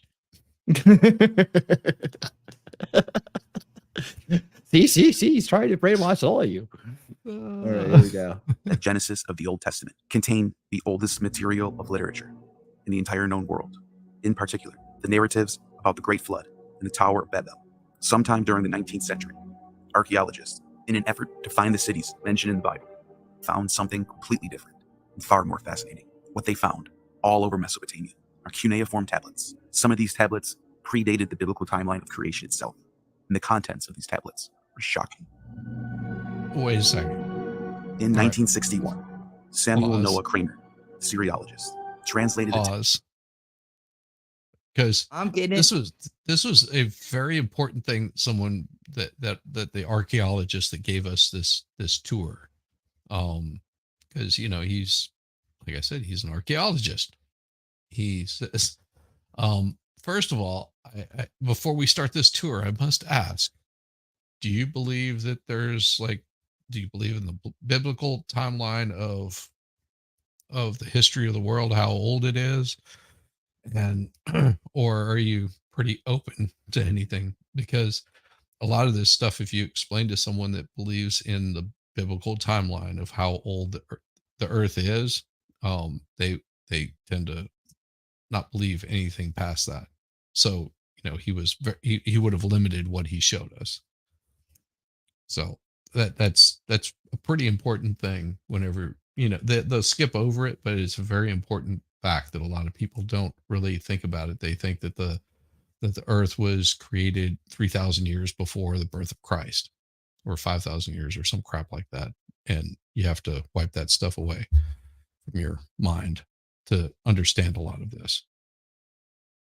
Yeah, keep an open mind for sure. Definitely. Text known as Enki in the World Order, which seems to be a textual ancestor to the Tower of Babel story. Here's what it says. Sumer, great mountain, land of heaven and earth, trailing glory, bestowing powers on people from sunrise to sunset. Your powers are superior powers, untouchable, and your heart is complex and screwed. Like heaven itself, your good creative force, in which gods too can be born, is beyond reach, giving birth to kings who put on the good diadem, and giving birth to lords who wear the crown on their heads. Your Lord, the honored Lord, sits with Anu, the king of heaven. Your king, the great mountain, Father Enlil, the father of all the lands, has blocked you impenetrably like a cedar tree. The Anunnaki, the great gods, have taken up dwellings in your midst and consumed their food, Giguna, in your shrines. With their single trees, household Sumer, may your sheepfolds be built and your cattle multiply. May your Giguna touch the skies. May your good temples reach up to heaven. May the Anunnaki determine the destinies in your midst. The mysterious Anunnaki mentioned in that text are described as determining destiny. Who are these mysterious Anunnaki? Are these the Nephilim mentioned in Genesis? Let's find out.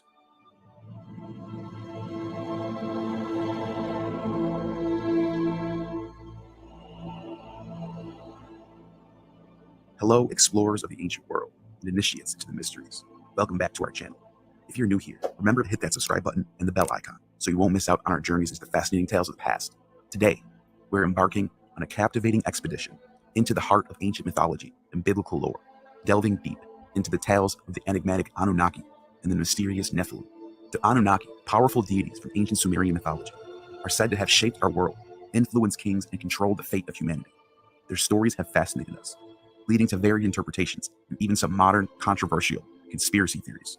And then there are the Nephilim, the giants of the Old Testament, the sons of God, fallen angels, mighty warriors, heroes of old, or perhaps all of the above. Their brief but intriguing mention in the Bible have given rise to countless interpretations and debates. Are there connections between these two groups of ancient beings? Were they celestial, terrestrial, or maybe even extraterrestrial? Today, we separate fact from fiction and history from myth, guided by archaeology, linguistics, and the valuable work of countless scholars. So buckle up and join us on this exciting journey into the realm of the Anunnaki and the Nephilim. It's time to uncover the secrets of the ancients. Let's dive in.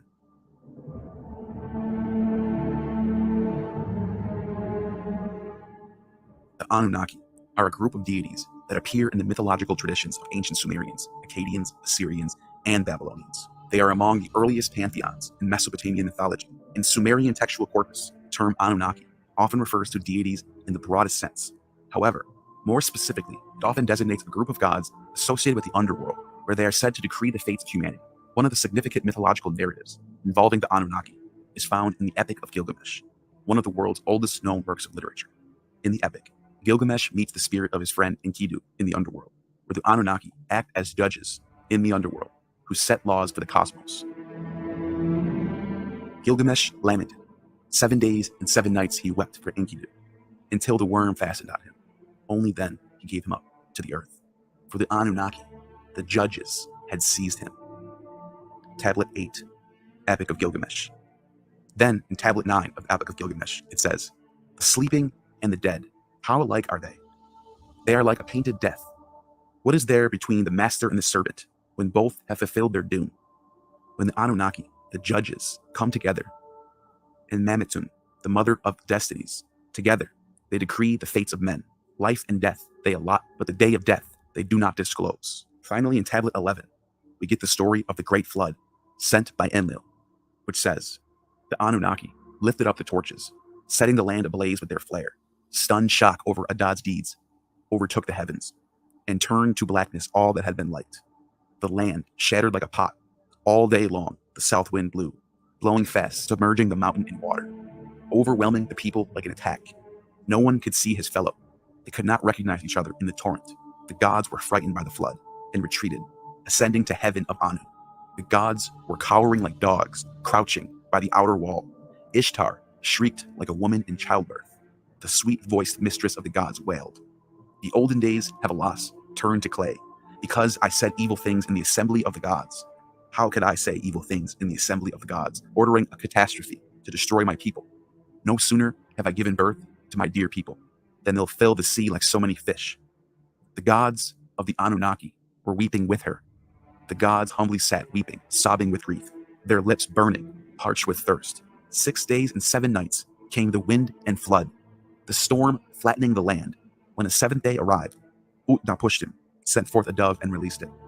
The dove went off. I, Utnapishtim, sent forth a dove and released it.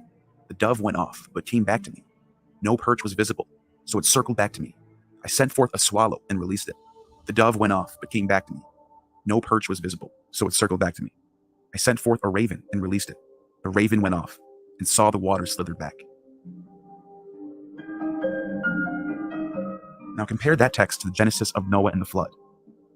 After 40 days, Noah opened up a window he had made in the ark and sent out a raven, and it kept flying back and forth until the water had dried up from the earth. Then he sent out a dove to see if the water had receded from the surface of the ground. But the dove could find nowhere to perch because there was water all over the surface of the earth, so it returned to Noah in the ark. He reached out his hand and took the dove and brought it back to himself in the ark. He waited 7 more days and again sent out the dove from the ark. When the dove returned to him in the evening, there in its beak was a freshly plucked olive leaf. Then Noah knew that the water had receded from the earth. He waited 7 more days and sent the dove out again, but this time it did not return to him. In both cases, Noah and Utnapishtim are told by God to build an ark loaded with animals, and they both wait an additional 7 days after the flood to send off doves and ravens to check for land. Now I bring this up because I think it's possible that the Nephilim in Genesis 6 may very well be influenced by the Anunnaki, the sons of God. Real quick, what do you guys think about that story? Right? Never, we all kind of realize that the possibility of trying to get 2 of each kind of animal, there was actually a drill down on that we did about the animals had to be clean animals and then a few dirty animals or whatever. As in animals you can eat and the animals you shouldn't. But it wasn't really every animal, right? It was certain animals. But to be inspired to build an ark, gather these animals or have them come to you and then prepare for this great flood, right? We hear this twice. Let's put this out of the realm of gods and deities for a minute. Mm-hmm. Where did they come up with this story? Like, why would this story be important in as people? Like, why would they tell this story? How can we interpret this without some of the fantasy involved in it, or at least some of the parts that you have to take a lot of faith on? Well, think about this. If it doesn't mean that both stories have to be the same person, but it's a good story.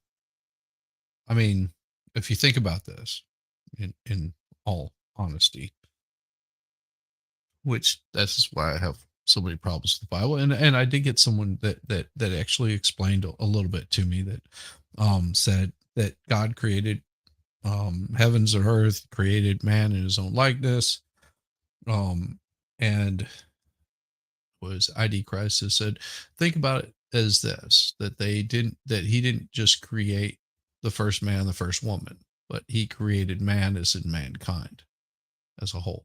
I was like, well, that's a good concept. I still don't buy it. But then you're talking generations later, you have Noah and his family floods the earth, kills everybody on the planet, except for, 7 brothers and sisters and all these animals. It wasn't just Noah by himself. There was other people there too. So we would basically all be descendants from Noah.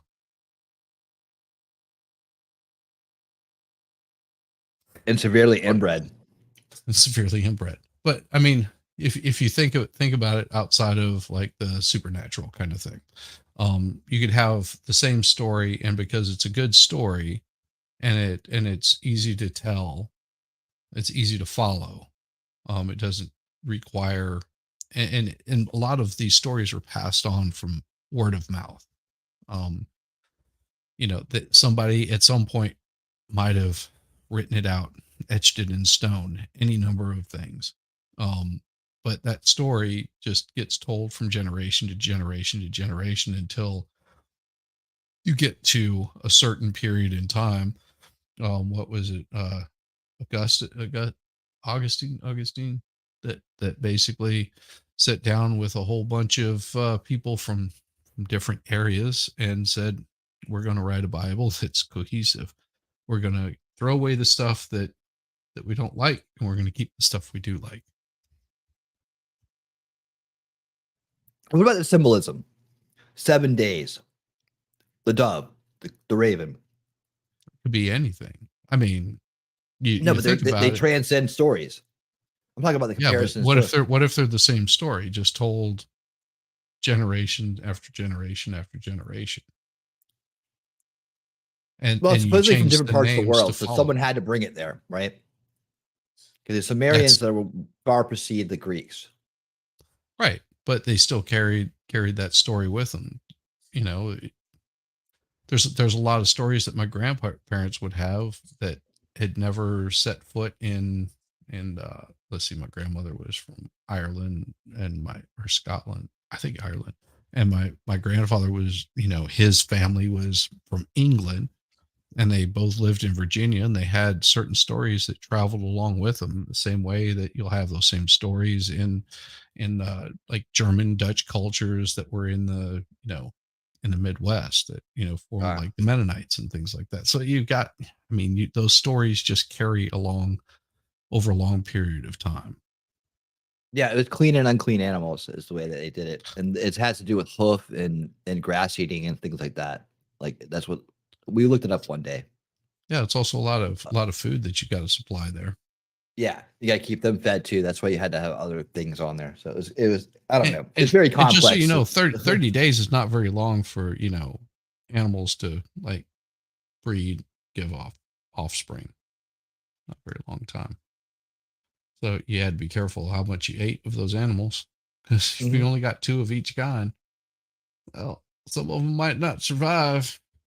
They probably brought plenty of wheat with them. But so maybe this is a thing kind of like the wagon wheel, right? Wagon wheel is this song was written a long time ago, and now you have the Richmond north of Richmond, which is just it's a cover song. There we go. Who endured the wrath of the king of the gods. But it's not a one-to-one comparison, and I will speak more about the Nephilim later. But let's talk about the Anunnaki first.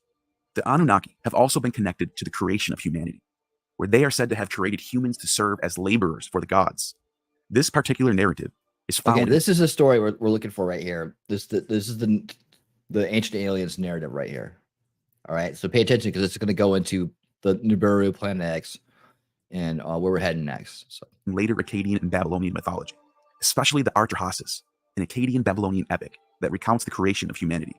The story goes that Anunnaki, together with the Igigi, another group of gods, were burdened with the laborious tasks of digging canals and farming land to feed themselves and the other gods. The Igigi, who were doing most of the work, rebelled. As a solution, the god Enki proposed the creation of humans to perform the labor instead. Thus, humans were created from clay and the blood of a slain god. The Enuma Elish. Interesting story. You don't want to work anymore, so you want to create a slave race. So instead of like creating AI and automation and robots, you use DNA splicing and to create a new race of people. Well, and that's the same story as the birth of man. From Genesis.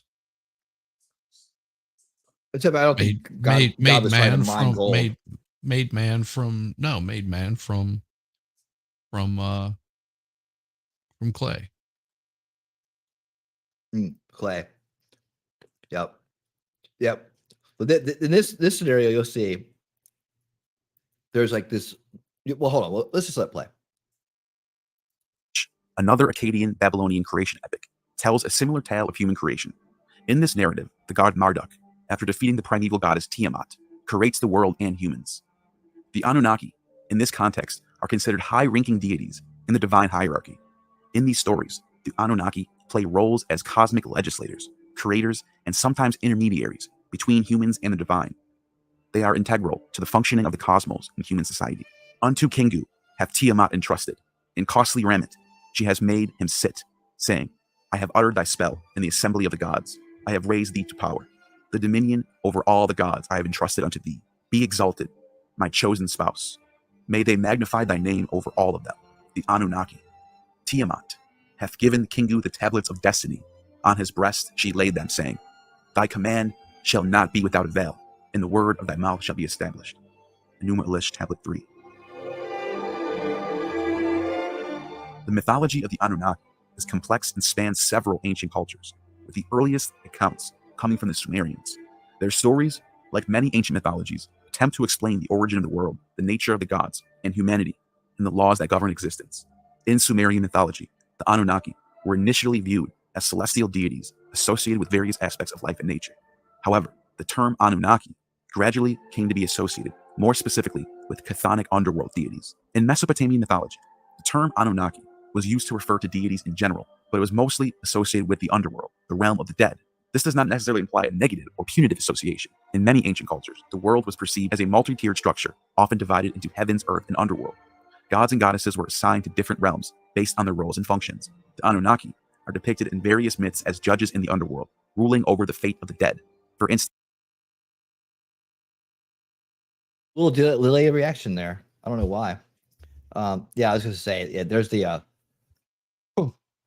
flat Earth thing going on right there. The ocean of heaven. That's the stars, right? Firmament with the stars. Well, it's amazing. The stars are under the ocean of heaven. Yeah. Well, that's the big darkness with all the lights on it. They've never been out there, so they don't know what it was. But yeah, so they think that there's the dome that separates. They see during the day, right? They think they think that's a dome, right? And then the stars come out at night. Well, I've seen the biodome. It's in France. It's in Italy. There's the underworld right underneath. It's not even part of Earth. No, it's Australia. Looks like Australia. That is Australia. Shaped like Australia. It is, yeah. That's it. That explains everything. Okay, we're getting to the bottom of things, people. But yeah, I just wanted to point that out. This an ancient idea. Flat Earth. Yeah. And still, this is where I think this is where the idea of that people believe that the Earth was flat for all these years came from. Really far back. No, it's so far back it's not even funny. The ocean of heaven sounds delightful. Goddesses were assigned to different realms based on their roles and functions. The Anunnaki are depicted in various myths as judges in the underworld, ruling over the fate of the dead. For instance, the goddess Ereshkigal, the queen of the underworld, and Nergal, the god of death and plague, were both considered part of the Anunnaki. The reason why many of the Anunnaki are associated with the Anunnaki, group of gods, right? Underworld is likely related to the Sumerians' belief about life, death, and the afterlife. The underworld, known as Kur or Irkalla, was considered a dreary, dark place where the spirits of the dead existed in a shadowy version of the earthly life, similar to Hades in Greek mythology, sustained by libations and offerings from the living. The Anunnaki, in their role as chthonic deities, were seen as intermediaries between the world of the living and the world of the dead, with the power to judge and rule over souls of deceased humans. The term Anunnaki could include a wide range of deities, reflecting the complex, multifaceted nature of Mesopotamian religious belief. So what about the Nephilim? Why do so many think they're related? The Nephilim are depicted. Can you imagine? I love these pictures right here. Can you imagine if you saw the moon and it was that big in the sky? It'd be so cool. It would be so cool, dude. I'm going to go there one day. I've never seen it that big, but I have seen it like closer to the earth and it just taking up a good portion of the sky. It's pretty amazing. Have you ever driven like through Midtown Atlanta at the right time? Okay.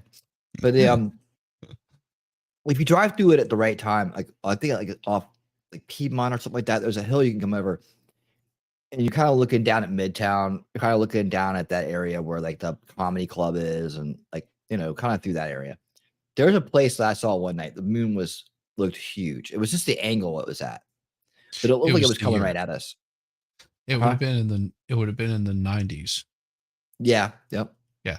Well, late 90s. Yeah. Yeah. Late 90s. Because I saw the same thing, except I was out in Marietta. late at night. Get up. I was coming home from work and look up, and there it is. The moon. It was huge. Brightest I'd ever seen. It looked like there were halos around it. It was big. Yeah, it was big. It made you stop and think: Is the moon coming towards us? Well, I had a buddy of mine that worked at the what was the name of the place there on Beach Street? They had like 2 restaurants. God damn it! You had a 20,000. No, I mean it was a big restaurant, like a fine dining kind of place. I can't think of the name of it. It'll come to me. But he was telling, because he would walk into work, because we all lived in the Virginia Highlands, and he would take the bus and then walk into work, and he hit it at a perfect time where the sun was coming up behind him and the moon was sitting in front, and the moon was shining off of the building in front of it. So you had the moon and the sun like in the same image. That's cool. He said it was pretty damn awesome. What's the name of that place? It'll come to me. Samian religious belief. So what about the Nephilim? Why do so many think they're related? The Nephilim are depicted in biblical traditions as the offspring of the sons of God, or fallen angels, and are described as giants. In general, the Anunnaki and the fallen angels who give birth to the Nephilim are separate entities from distinct cultural and religious contexts, Mesopotamian mythology and Hebrew religion, respectively. However, there are some parallels. Both undergo the wrath of God and try to teach humans knowledge. Both the Anunnaki and the fallen angels are seen as powerful beings with the ability to influence humanity. The Anunnaki, as those of royal blood or princely offspring, were considered gods who decreed the fates of humanity. Similarly, fallen angels in certain interpretations are thought to have interacted with humans, sometimes negatively, as misleading spirits, but also in some narratives, teaching humanity various arts and knowledge. The Book of Enoch, an ancient Jewish religious work, ascribes the origins of sin and corruption on earth to a group of angels known as the Watchers, who fell from grace by mating with human women and teaching humanity forbidden knowledge. But rather than the Anunnaki, this story shares more elements with the myth of the Akalu, 7 wise men or demigods in Mesopotamian mythology, who were created by the god Enki to establish culture and give civilizations to mankind. While there are thematic similarities and overlaps, it's essential to recognize that these myths and traditions develop independently with their own cultural and historical context. The connection between the Anunnaki and the fallen angels is not direct in their original mythologies. I would refrain from calling it a one-to-one comparison, but an indirect, passed-down mythology that changes in context of time and region. Both the Anunnaki from Mesopotamian mythology and these fallen angels, or Watchers, from the Book of Enoch, represent supernatural beings who have significant interactions with humanity. In both mythologies, there is a theme of divine or semi-divine beings interacting with humanity, often resulting in significant changes in society. The Anunnaki are said to have had an important role in the creation and early history of humanity, often portrayed as teachers or rulers. In a similar manner, the fallen angels in the Book of Enoch are said to have descended to earth and had children with human women, creating Nephilim. And they also taught humanity various forms of knowledge. Okay, because I was sitting there trying to remember. I was like, I don't think Enoch was a book in the Bible, but it was actually a book, but it was removed from what you know is your normal Bible. Right. You know, right. like the Christian Bible was removed from that, and that's what I was talking about. There were certain books that were actually removed because it didn't like fit in with everything. Like the narrative. They were trying to create a narrative to have a religion that Christianity, to get everybody to follow this one particular religion. And that was another thing that I learned. I think it was in France. Like there were certain symbols that if you were an artist, if you wanted to have that your art displayed and you were making anything that was religious, it was very censored. It had to be done a very specific way. Like you would have Christ holding up his hand a certain way, or you would have the halo over him, or it would be a gold halo or a white halo. Angels flying by in the background. Well, and it was Chariots. more about, it was the very images that were being displayed that would survive. That's why if you look at like a lot of the religious drawings and things like that, the only ones that survive are the ones that are censored. Does that make sense?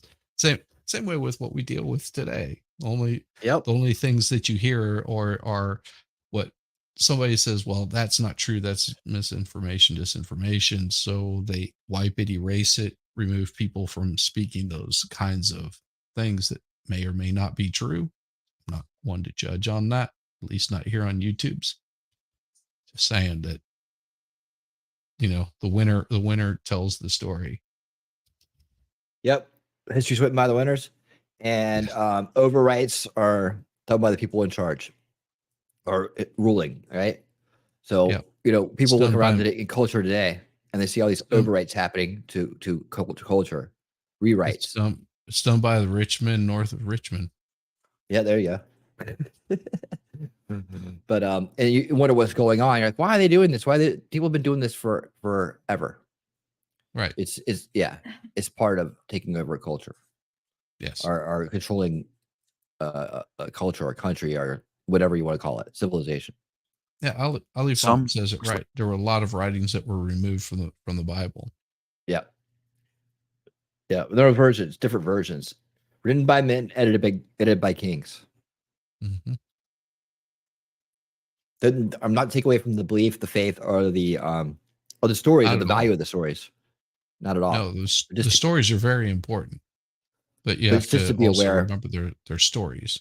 Yeah, and just to be aware of the people can be manipulated like that, as well. It's just keep you on your toes. So, still believe, still have your faith. Don't let anything we say discourage that. But keep in mind, there have been many hands on these writings and many altercations and optimizations, if you will, of the information. So that's why looking back is so fascinating, because you see some of the, maybe prior ideas. Well, and also you get a lot of misinterpretations of things too. Yeah. Now more than ever, it's important to look back and understand these things, especially since we have the information and the ability to do that together, right? Right. Led to negative consequences. In both mythologies, these interactions can lead to transgressions against the divine order and subsequent punishments. For example, some interpretations of the myth of the Apkallu, the 7 wise demigods, suggest about the last of the Apkallu was considered evil. Berosus the Chaldean mentions these Apkallu long before the discovery of the cuneiform tablet. That's a hell of a name, isn't it? Berosus the Chaldean. He looks like a Berosus of the Chaldean. Well, what is a Chaldean?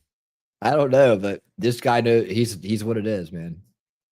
Berosus. Tablets. And he says they are led by a god named Oannes, who was half fish and half man, and taught humanity the creation of the cosmos and how to make fire and weapons.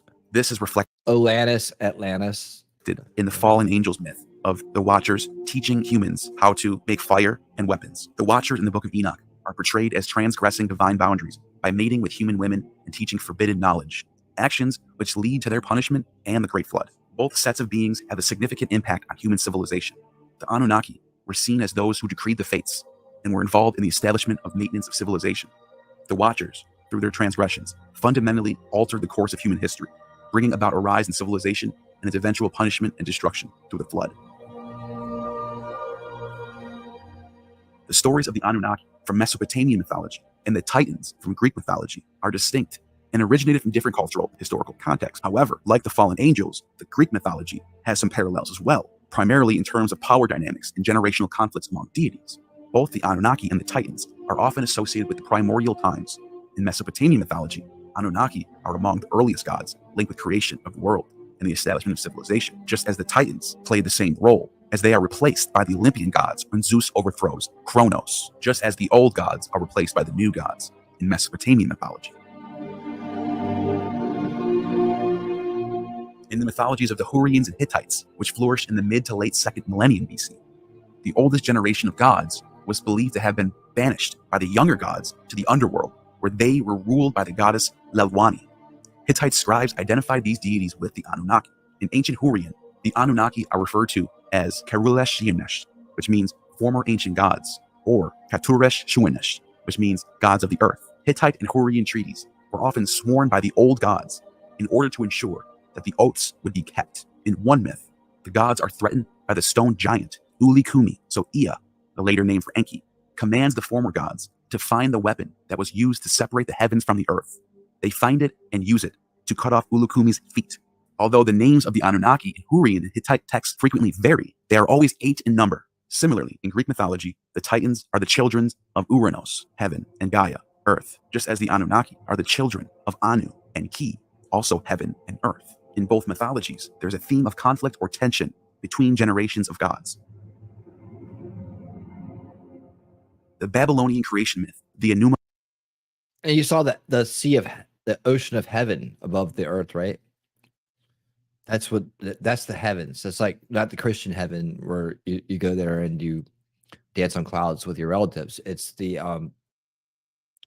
It's the idea of the outer world, like beyond Earth. Right. Well, and I was trying to remember what exactly it was, but that seems like it's a little bit weird. It was Dante and Satan's Hell. In his 3 mounts, there's been the 3 greatest traitors in human history: Brutus, Cassius, and 2 Roman traitors, and Judas Iscariot.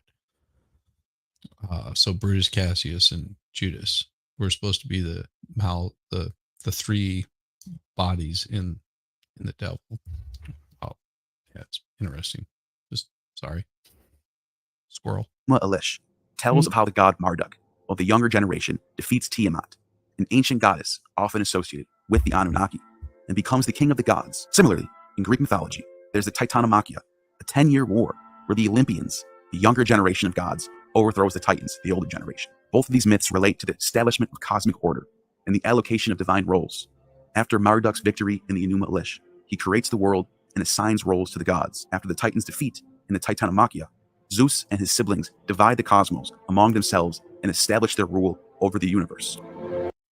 I think that's an interesting story right there too. Like the old gods being defeated by the new gods. You know, is this the explanation of how to get from Sumeria to Greece? Yes. Before the old gods as the Titans, right? So the awareness of the old ways, the old religion, but then I walk into their version of these things and how they see it. But in order to get there, you got to have this war where they defeat them, and then they assign new roles. Yeah, the Who wrote a song about that too. Pinball Wizard? No, that's from the same album. Won't Get Fooled Again. Ah, nice. I did not know that. Yeah, I mean, think about it. It's the same gods, new gods. All it's the same, just a different. They the same boss, same as the old boss. Yeah. Yeah, old boss, same as the new boss. That's all that it is. And you know, if you want to have people following you, you sort of have to give them their stories. Yeah, they love a good story. Hey, T-Rex, how you doing? Finally got my truck part. All right. Nice. Let's having a party at the truck, everybody. Yeah. All you ladies, pile on in. Party. He's breaking out the disco ball. Party in T-Rex's truck. Don't worry, he has little arms. The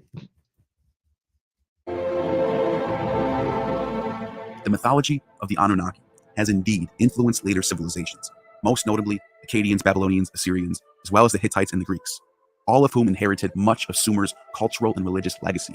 These civilizations not only adopted the Anunnaki into their pantheons, but also developed and transformed their myths over time. A prominent example would be Marduk, originally a minor god in the Sumerian pantheon, who was elevated by the Babylonians to the status of chief deity. Marduk is often associated with Anu, the Sumerian sky god, and Enlil, who was initially considered the head of the Sumerian pantheon. The succession of the gods, like Zeus, Kronos, and Uranos, seems apparent throughout these cultures. Moreover, the motif of a group of important deities deciding the fates can be seen in many other ancient Near Eastern and Mediterranean mythologies, such as Egyptian, Greek, and Roman pantheons. While it's not a direct one-to-one correspondence, these similarities suggest cultural exchanges and shared archetypal ideas in ancient civilizations. The Nephilim are mentioned briefly in the Hebrew Bible, specifically in the book of Genesis 6 and Numbers 13. Their origins and nature, however, are somewhat cryptic and have been the subject of much debate and speculation. In Genesis, the Nephilim are described as the offspring of the sons of God and the daughters of humans. The exact identity of these sons of God is not clear. Interpretations range from fallen angels to descendants of Seth, Adam and Eve's third son, while the daughters of humans are generally thought to refer to mortal women. The Nephilim are said to be the heroes of old, warriors of renown, indicating their extraordinary strength or abilities. They are often depicted as giants, especially in later Jewish or Christian tradition. In the book of Numbers, the term Nephilim, used again when the Israelites send spies into Canaan and they report back. So they brought the Israelites an unfavorable report of the land that they had spied out, saying, "The land that we have gone through as spies is a land that devours its inhabitants, and all the people that we saw in it are of great size. There we saw the Nephilim. The Anakites come from Nephilim. And ourselves we seemed like grasshoppers, and so we seemed to them." This passage is often interpreted to suggest that the Nephilim were giant beings, but it's also possible that the term here is used more symbolically to describe formidable enemies. The mysterious nature of the Nephilim have led to numerous interpretations and theories. The term Nephilim comes from the Hebrew root Nephil, which means to fall. Therefore, Nephilim is often translated as the fallen ones. This has led interpretations of the Nephilim as fallen angels or their offspring. However, the word could also be related to the Aramaic word Nephil or Nephilim, which means giants, reflecting the tradition of the Nephilim as giant beings in many later Jewish and Christian texts. The term's ambiguity in the biblical text, its rare use, and the various interpretive traditions have led to many different translations and interpretations. It's important to note. What do you're got the no head going? Do tell. It's like complete. Because neither of them. There was the Cerebum and the Nephilim, was it not? I mean, do I have that right? Cerebum and Cherubim and the Nephilim were, yeah. It was, I don't know. All my religious stuff like that just sort of shuts down, where I'm just like, okay, you guys are really reaching on this stuff. In terms of comparisons, does it reach? Well, maybe they were just larger angels. I don't know. I mean, and how would you know if it was an angel? I guess it'd be really nice, really sweet. I don't know. I mean, it seems it would be pretty odd for them just to be walking around with wings. Well, that would give it away. Yeah, I mean, that would give it away, but you'd also think that somebody would like maybe have drawn that. And like, how'd you know it was an angel? Well, the wings, of course. Well, the wings. Oh, okay. Yeah. It's just, it gives it away. Oh, can't fool you guys. Remember we talked about this before. I was gonna let him like say his piece.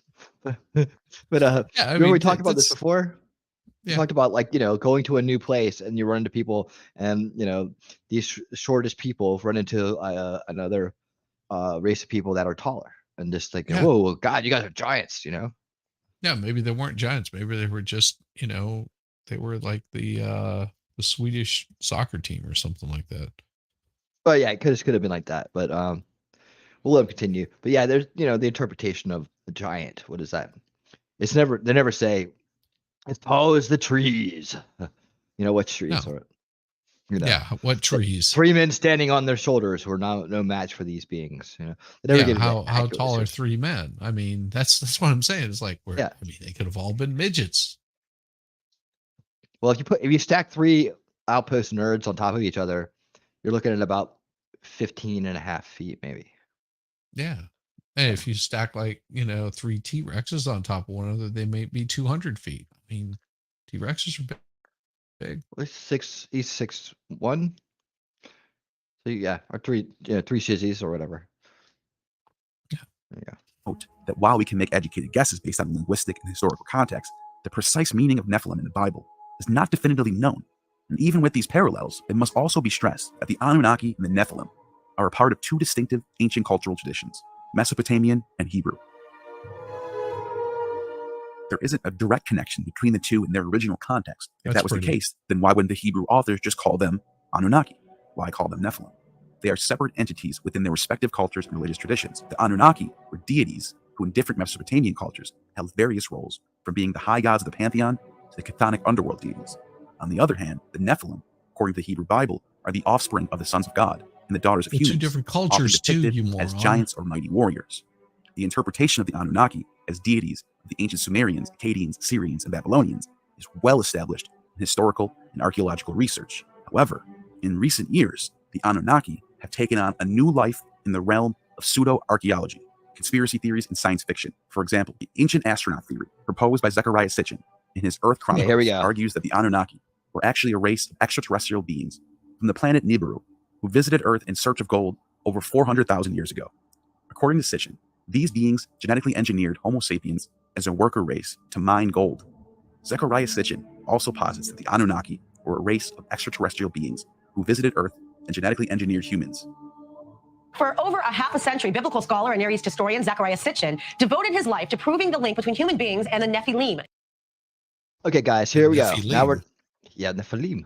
So now here we go. Now we're transitioning into the ancient aliens, ancient astronaut lore from that story. Everything we just learned was the backstories and the comparisons of religious texts so that we can get to this point right here. Right. So this is the work of, like I said, one man who did a lot of the lore, based, a lot of the lore is based on his work. If you listen to the Coast to Coast guys, all the people that are still doing the same thing these days with the same story, they all worship the ground Zachariah Stitchem walks on. Right. So that book that is flashed there, where is it at? It's somewhere in here. Doesn't matter. I'm not gonna look for it. But that book, right? And I almost considered going through that book piece by piece, but it's a long. We'd be here for like weeks and weeks and weeks doing it. But that's where the story comes from. So again, in this story, the Anunnaki aren't gods; they're aliens, and they came to Earth they didn't create man for their own benefits. They did, but they did it for their own planet's benefit. So that's what we're gonna learn here. So here we go. Let's see. Hey, Wedding. You be quiet about the Coast to Coast. That show is so fun to listen to. I'm not saying it's not. No, George Norrie's still going at it. Yeah, and before George Norris, it was Art Bell. Yeah, Art Bell. I used to listen to that all the time because that was the on the plains of New Mexico. Oh yeah, man. I mean, all kinds of fun stuff to listen to. But then you're going to get to know the characters that would come on that show.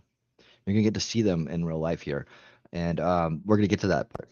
But how much information people go around spewing and believing today, and what kind of sensations that causes, and how does that lead into the Disclosure Project, and how does that lead into the things we're seeing in Congress today? You see how this all connects? It does. Yeah.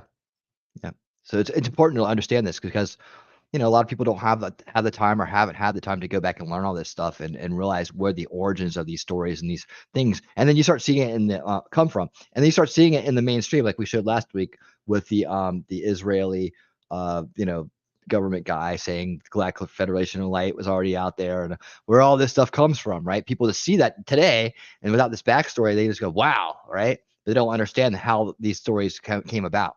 That's why we taken them step by step through this to understand how this type of mind control can work and where it can lead to. And also, I think that a lot of people tend to forget just because someone is a scholar doesn't mean that they're infallible. Is the word? Yeah, they do make mistakes. They do have human flaws. Yep. That's it. And hey, just because they work for the government or a quote unquote whistleblower doesn't mean that they're being up front with you, like they're being honest with you. Just remember, the government usually hires the least qualified for the job, because if they're really qualified to do that kind of work, generally they're going to be able to do it in the private sector and make a hell of a lot more money. Just keep that in mind. You find out. Get their best and brightest. There we go. Giants mentioned in the book of Genesis. Sitchin's research identifies them as ancient aliens known as the Anunnaki, who came to Earth from the planet Nibiru. Excuse me, my teacher, why do you say giants when the word in Hebrew is Nephilim, coming from the root Nephol, which means to come down, to descend.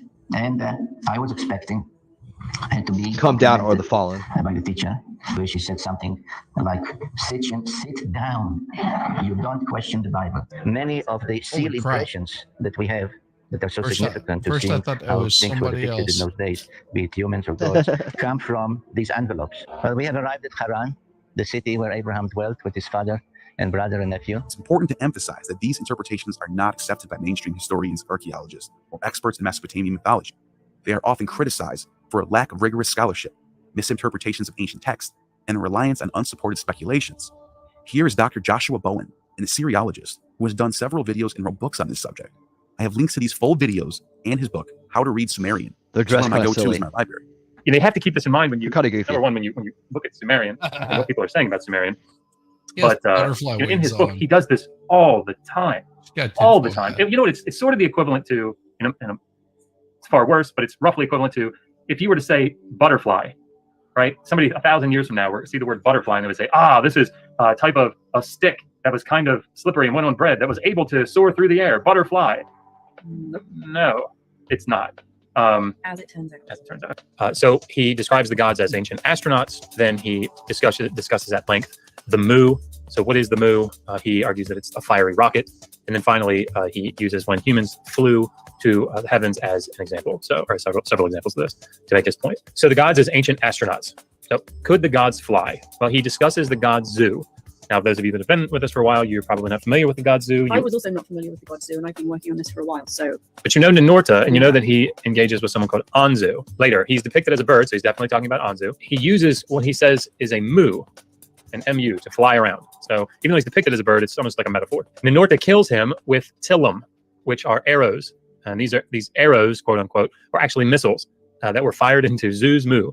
Continuing on, he uses this statue from Mari, he says is the goddess Inanna. There is absolutely nothing about this statue that suggests it's the goddess Inanna. It is a goddess. He addresses the word for God, Dinger. He says that it's broken up into two parts: Din, which means righteous, pure, or bright; Gear, which means a sharp object.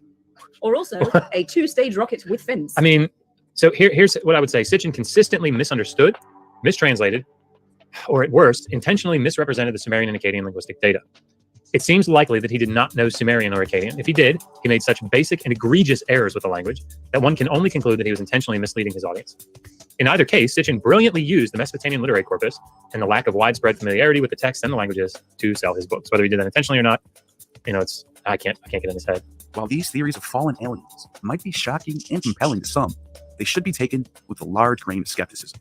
Anything's possible, but as it stands, there is no empirical evidence or scholarly consensus that supports these claims. They are generally viewed as fringe theories outside of accepted academic discourse. These ancient alien theories, as it must be stressed, they involve misinterpretations and mistranslations of the text. So we are going to look at chapter 5, which is called the Nephilim, People of the Fiery Rockets. Josh, who or what are the Nephilim? So the Nephilim are giving us they appear two different places. Genesis chapter 6 is the earliest as far as when it appears in biblical text as it stands today. And then in Numbers 13. And the Numbers one is probably the one to talk about first. So in the book of Numbers. There we go. I had to think about this for a second. Just because someone says anything is possible, well, that's very broad and not true, because not everything is possible. Although you hear that quite often. Anything is possible. It's not. There's only things that are possible and impossible. Yeah. Because if it's possible, it can be repeated over and over and over and over and over and over again. If it's impossible, it can't be replicated, duplicated, or done ever again. So right. I think that the impossible thing, part of it comes in is hasn't been done yet in some cases, right? So they can say, well, it's impossible to us, right? Well, but it is. if I can think of it, it could be possibly possible. It could be possibly possible. Well, it's only possible if you can make it happen. Until then, it's impossible. Okay, you got some pushback here. Pushback from Elephant. I disagree. Right. We as humans use such a tiny amount of our brains. We do not know everything. Correct.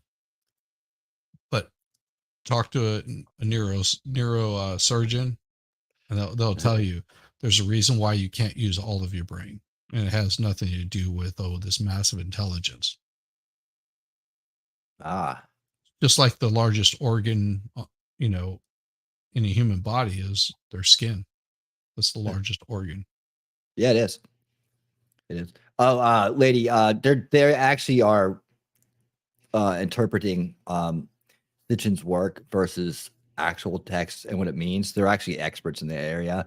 They're just dressed up because they're silly people that are having fun, and obviously they're having fun. I was just like on the tinfoil hat. Oh my god, that's they're just having some fun because they're talking about Sitchin, and they're talking about they don't think too highly of him because of his misinterpreted works, where they have spent a great deal of their lives understanding what these things mean. So they're just having some fun with it. They seem like very. They fun also people. don't have any pillows on their bed. It's weird. They knocked them off. They're getting busy before the show. Hey, or after. It's like, wear the beard. Leave on the beard. Leave on the tinfoil hat. And leave your and hat the wings. on. Yes. Leave your wings on. You notice how the top of the tinfoil hat's all gripped on? Like it's got a grip to it. Yeah, it's just like When the spies go into the land and they spy it out before they go in, and 10 of them come back and they report there are giants in the land, Philim. And so the Septuagint, that's where it appears. Then it appears in Genesis chapter 6 before the flood story, right? It's sort of the backdrop to the reason for the flood story. And so the Nephilim there are parenthetically, they're in a parenthetical phrase in the Hebrew. Sons of God come into the daughters of men. They take wives. They weren't really they have offspring of these Giborim, these great men, these mighty men, and they call them Anshe Hashem, which is literally the men of the name. So it's pretty common enough, at least in the Hebrew text and in the ancient Near East, wider ancient Near East, that this. Because remember, I asked you, what is the Kalmean or whatever? It's actually just a part of country. It's a region.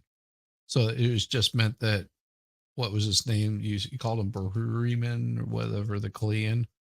Kalian is just a part of a country. Like Kalia is like it would be like saying winning of the Stone Mountain. It's just be like, that's all it is. Like just naming the region that he's from. That's all it was. I see. Yeah. You guys can go to digital Hammurabi.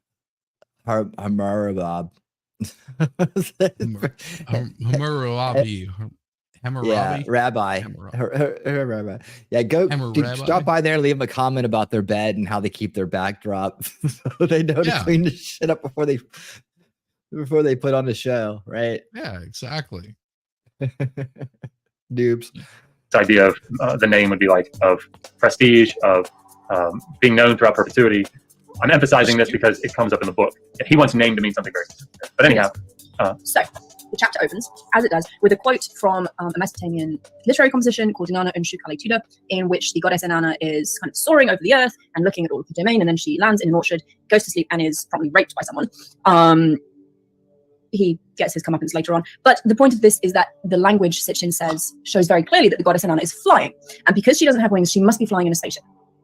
Now, can we just pause and let that sink in? Let's give it a moment of silence that is due such a statement. The goddess, the divine being in the story, is flying in the text. And since she doesn't have wings, she must be flying in a rocket ship. Yep. Facts. My Anunnaki brain does not compute. Zechariah Sitchin refers to various cuneiform texts to support his idea of the planet Nibiru. One key text he often cites is the Enuma Elish, the Babylonian creation epic.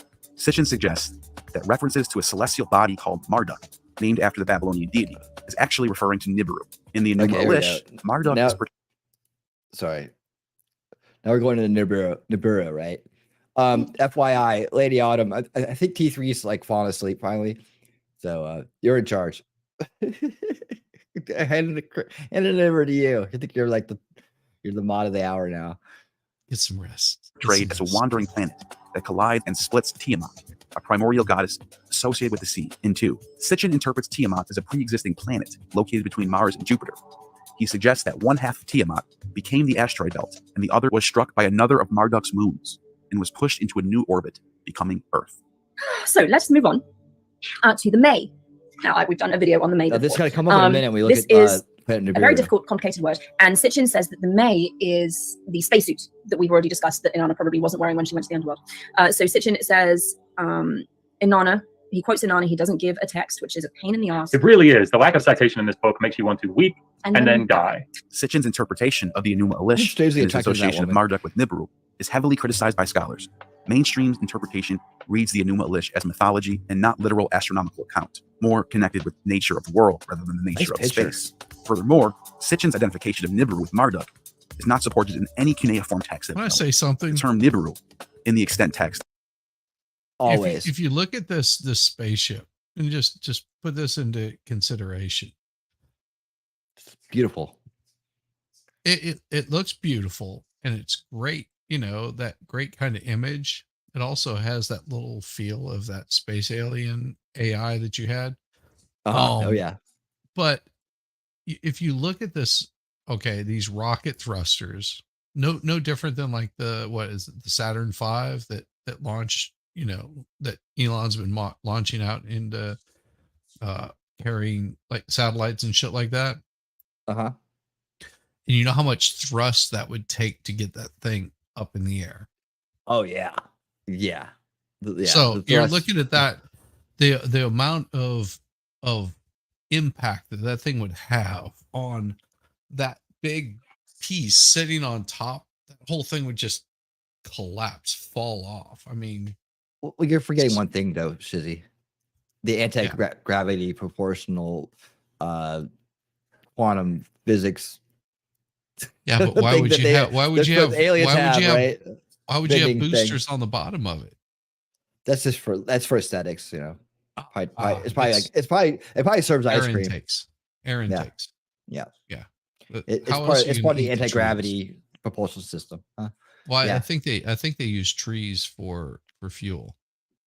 I'm sure this thing can go 13,000 miles per hour one direction and then cut immediately back in the other. And 13,000 miles per hour. I think they use trees. They use trees for fuel. That's why they need us to chop down trees. Yeah, it's just with stone mallets. Yeah, that's why Maui burned, isn't it? Because they were just like they were trying to get some trees, gather them up, and well, somebody pulled pushed the wrong button. Like, can we use one of your lasers to cut these trees down? No, you'll do it. You'll do it the way we tell you to do it with these stone mallets. But why? Just do it. Just do it. Like, look at their ass low. Oh God, I'm sorry, Lady Autumn Sky. I feel bad for you. The first car that you bought was a Saturn. Oh, it sounded good. It sounded like a good idea at the time, right? Yeah, because they sounded really cool, and then you find out it's just like some GM like off half-breed car that they stopped producing. Oh dang! I didn't even catch that. No, we're not talking about anything recent. We're talking about this documentary right here, and we're talking about space aliens enslaving the human race, which is perfectly fine. That's not misinformation at all. No, we're not talking anything about misinformation. Yeah, we're talking about nothing recent right now. Except for this beautiful spaceship that can bend time and space. All right. Is used to denote a point. Oh God, I'm so sorry. Loved all three of your Saturns. So sorry. Everybody has their favorite car, and that's perfectly fine. Yours are probably exceptional Saturns. Well, it's like kept them in great. It was like great the condition. PT Cruiser. Everybody's like, "Oh, the PT Cruiser is so cool." Yeah, until they fail. They go, wait a second, it's going to be what? How many dollars just to replace a timing belt that I have to replace every like 30,000 miles? Shit. Oh, this one's in the family. Hey, it's okay. Family cars. You got now I know why you had a bunch of them. You got a discount. Exactly. Yep. Exactly. Hey, you got the brand new ones too. Low mileage. Got to make your money however you can. Make your money however you can. GM can make some good cars. They can make some really crappy ones too. Just like all car manufacturers. Yep. Sorry. Yep. Well, no worries. No worries. Of crossing, and sometimes is associated with certain celestial bodies, depending on their position in the sky. But it's never described as the home of the Anunnaki, nor as an additional planet in our solar system with an unusual orbit, as Sitchin claims.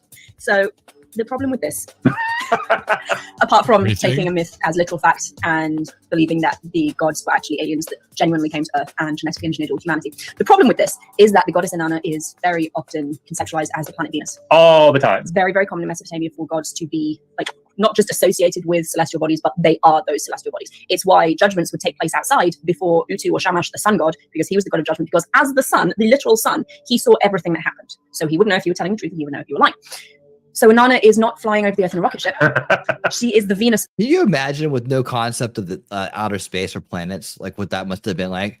All right, we're dragging you out. We're dragging you out. You're going to be facing the sun god, and he's going to know if you're lying or not. I mean, you wouldn't know any different at all. You'd believe that. You believe that like you believed that you were breathing air. I mean, it's like, or whatever. Oh, like, yeah. You believe it as much as anything. And you would see that sun every day. You would like, probably confess to whatever crime you were being convicted of.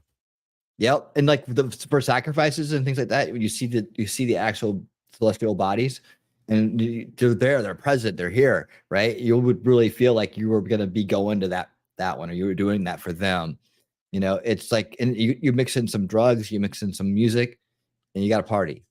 No, it's not that alley fun.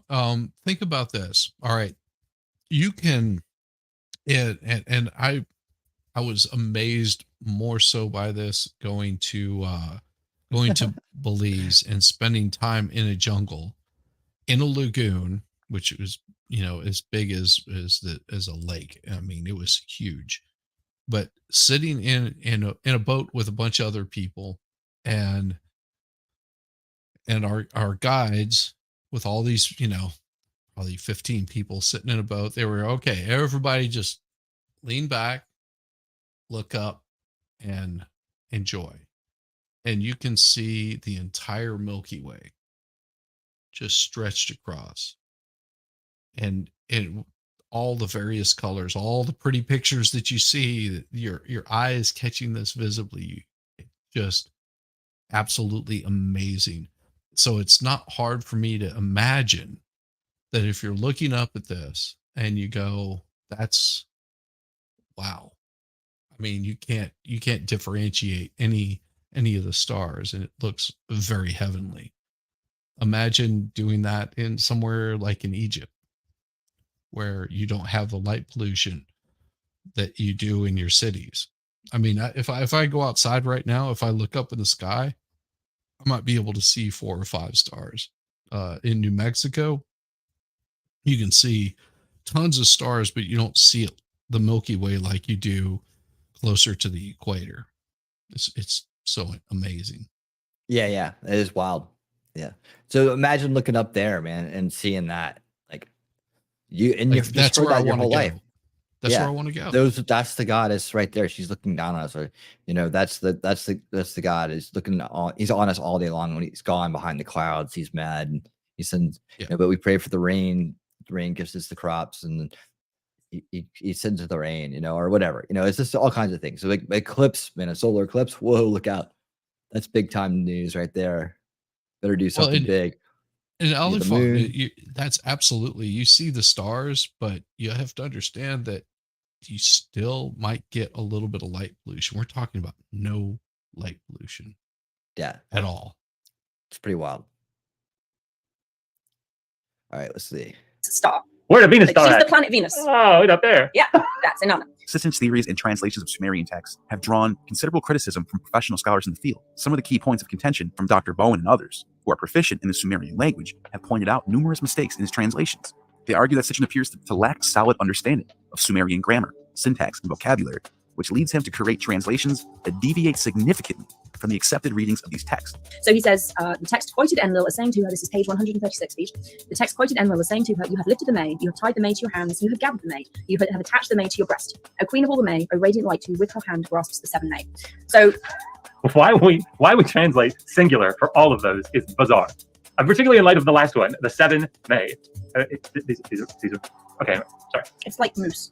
Moose. You don't say mooses, you say the 7 moose. You say moose? I thought you say meese. Mason. Sorry, little Brian Regan down in there. I want to give props.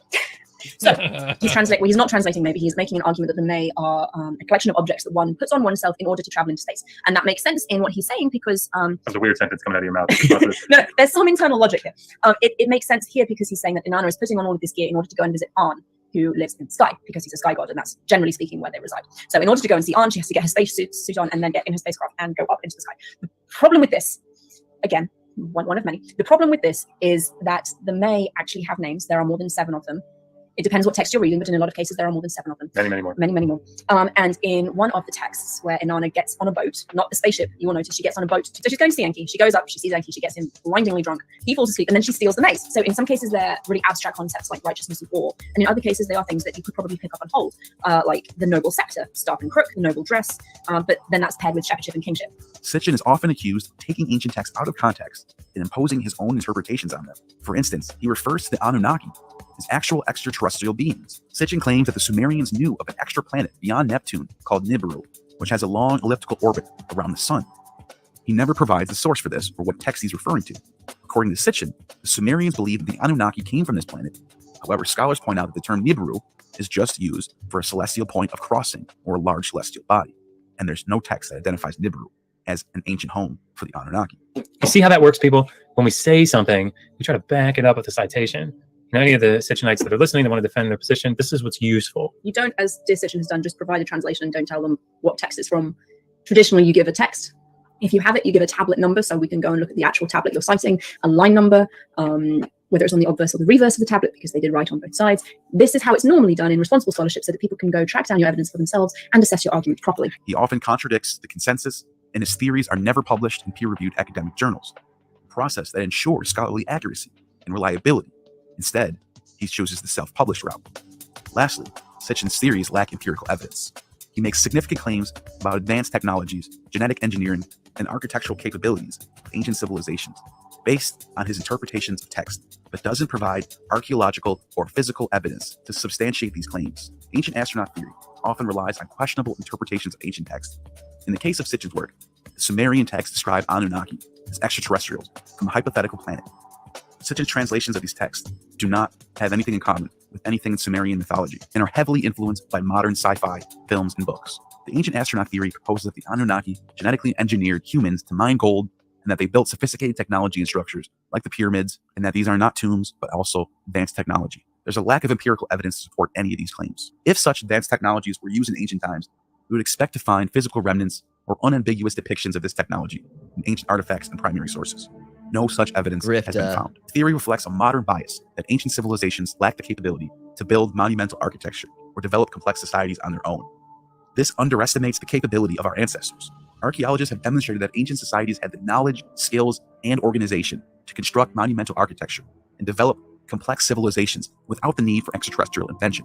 These ancient astronaut theorists tend to operate outside the standard methodologies and principles of historical and archaeological research, often prioritizing sensational interpretations over more plausible ones, and tend to dismiss contrary evidence. This approach does not follow the principles of scientific inquiry, which require hypotheses to be based on empirical evidence and to be testable and falsifiable. While the ancient astronauts theory might be intriguing, it does not hold up under scrutiny. The Anunnaki is understood by mainstream historians and archaeologists were deities in the ancient Mesopotamian pantheon, not extraterrestrial beings. Our understanding of the Anunnaki, like many aspects I've seen that from the air, is continually refined through ongoing scholarly research and archaeological discovery. Sitting up on top, chilling. Have a good day. That's Mayan, and those are totally walkable too. And that deer explorers interesting story. Pause. Okay, so whenever you see a temple like this, a lot of people think, oh, it's some sort of worship temple, all that kind of stuff. It's actually not. What it is the very first layer would have been the great grandfather, and then the son builds on top of it, and underneath it is the father, or the head of the household, is buried there. It's his tomb, and they build on top of it, and then they build on top of that, and then they build on top of that through each generation. Like, if you would have gone much longer, that would have been enormous. And sometimes you see a temple like that, it's actually like maybe the particular like mayor of that area. And this is interesting because I've seen this from the air. This is in you'd see this in Belize if you were in an airplane. I actually have pictures of that temple from the air. It's pretty cool. Sorry. Oh, right on. Sorry, I left my mic open. To the ancient world of the Anunnaki and the Nephilim, two intriguing chapters from the vast book of human mythology and ancient narratives. We've traveled through the fertile plains of Mesopotamia, scaled the Tower of Babel, and stood in the shadow of biblical giants, all in our quest for understanding true gnosis. We've seen that while these ancient stories are separated by cultures and centuries, they continue to captivate us with their enduring mysteries. They spark our curiosity, challenge our understanding, and fuel our imagination. And though some attempt to connect these mythologies in surprising, controversial ways, what's clear is the impact that these narratives have had in our collective human story. Cool.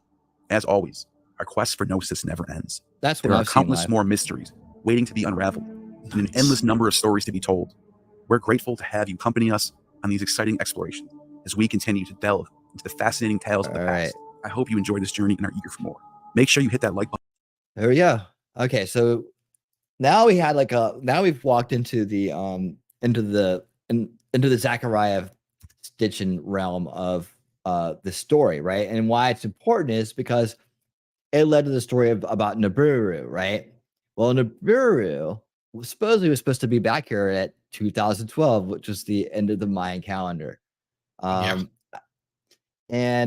I have there's a little portion of this video I think is important. This guy does a decent job, but it's kind of a little bit long. He goes through a lot of things we already kind of know, right? But up front. But he does this from a geographical kind of standpoint, which I like. And he also explains how, oops, that's not it. He also explains how like what the Sumerians' idea of the structure of the heavens were, which we didn't hear in any of the other videos. So in terms of this was strictly about the planet itself, right? And then after this, we're gonna look at the 2012 Mayan calendar, which is a very short video, and then we'll be wrapping it up. But, well, that was a misnomer. The 2000. Because yes, I actually met Mayans. Mayan calendar is not the reason it was created in the first place was to basically have like seeding, crop rotations. That's what it was created for. That's what the Mayan calendar is all about. It's really funny. Cool. Well, that definitely tell us that story when we get to that part. That'll be next. And because I'd like to hear about that. Nibiru passes Earth in the. Okay, so this is the way he's coming at it, right? So telling the epic of creation. So we already went through all this, right? So we want to ask the question is what caused the Great Flood? Nibiru passes Earth in the past, and we've seen that it has had actual gravitational effects and has caused a great flood this guy in the past. Now, if we look at some of this evidence, we can see that not only is this knowledge of the flood real, but it extends, again, all the way back to the Sumerian times. There is actually a tablet on display in the British Museum as the flood tablet.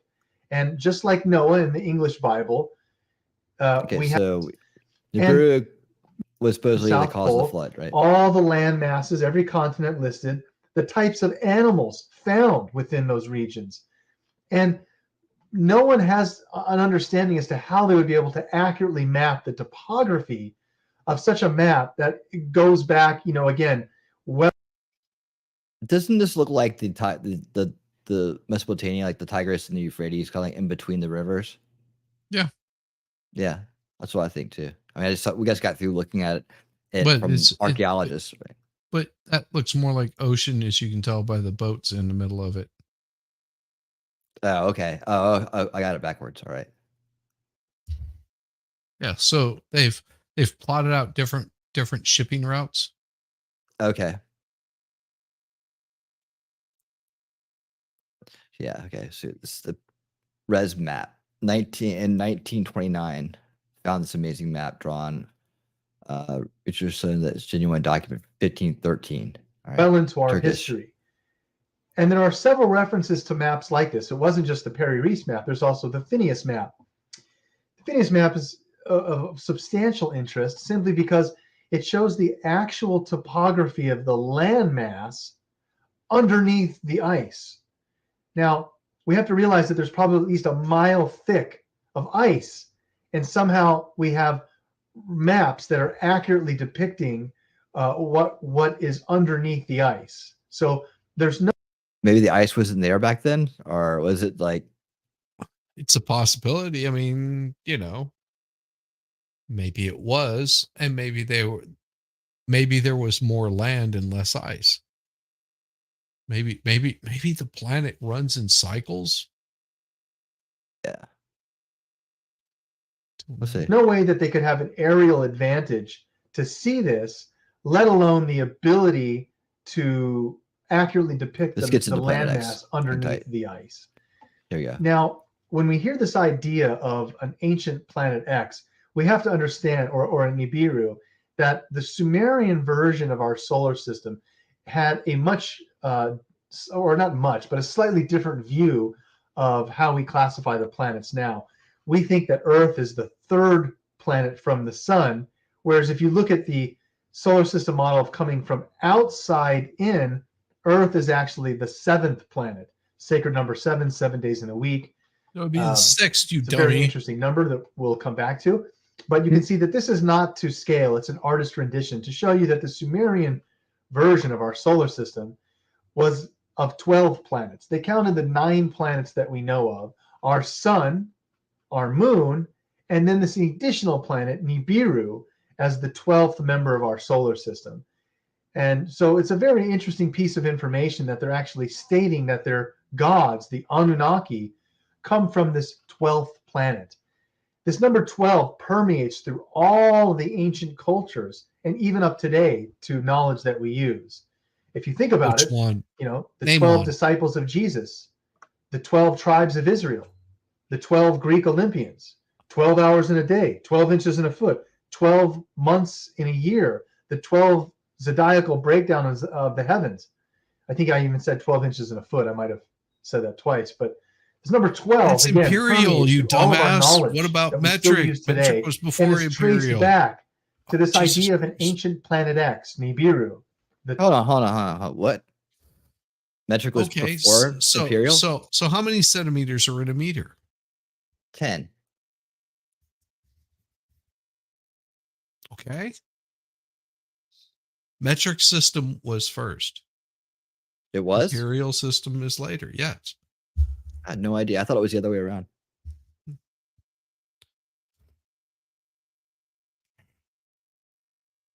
This guy is a fucking moron.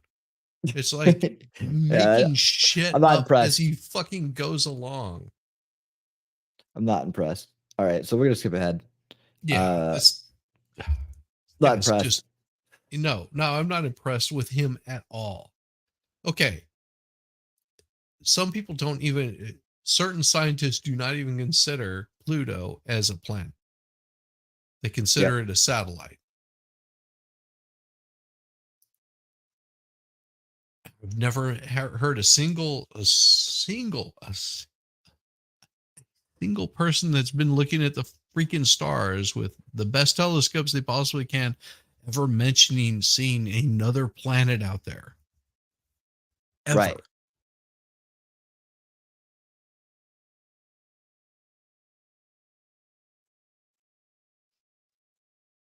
All right, so here's the 2012 phenomenon. This is done by I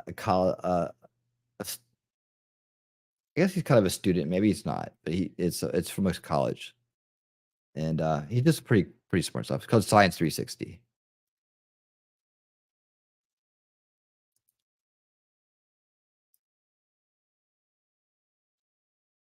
It's just you and me, buddy. Oh.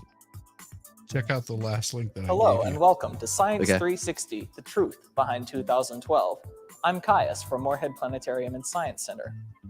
If you've watched TV, seen the movie 2012, or been on the internet lately, you may have noticed that a lot of things are being said about 2012, and I'm not talking about the London Olympics or the next US presidential election.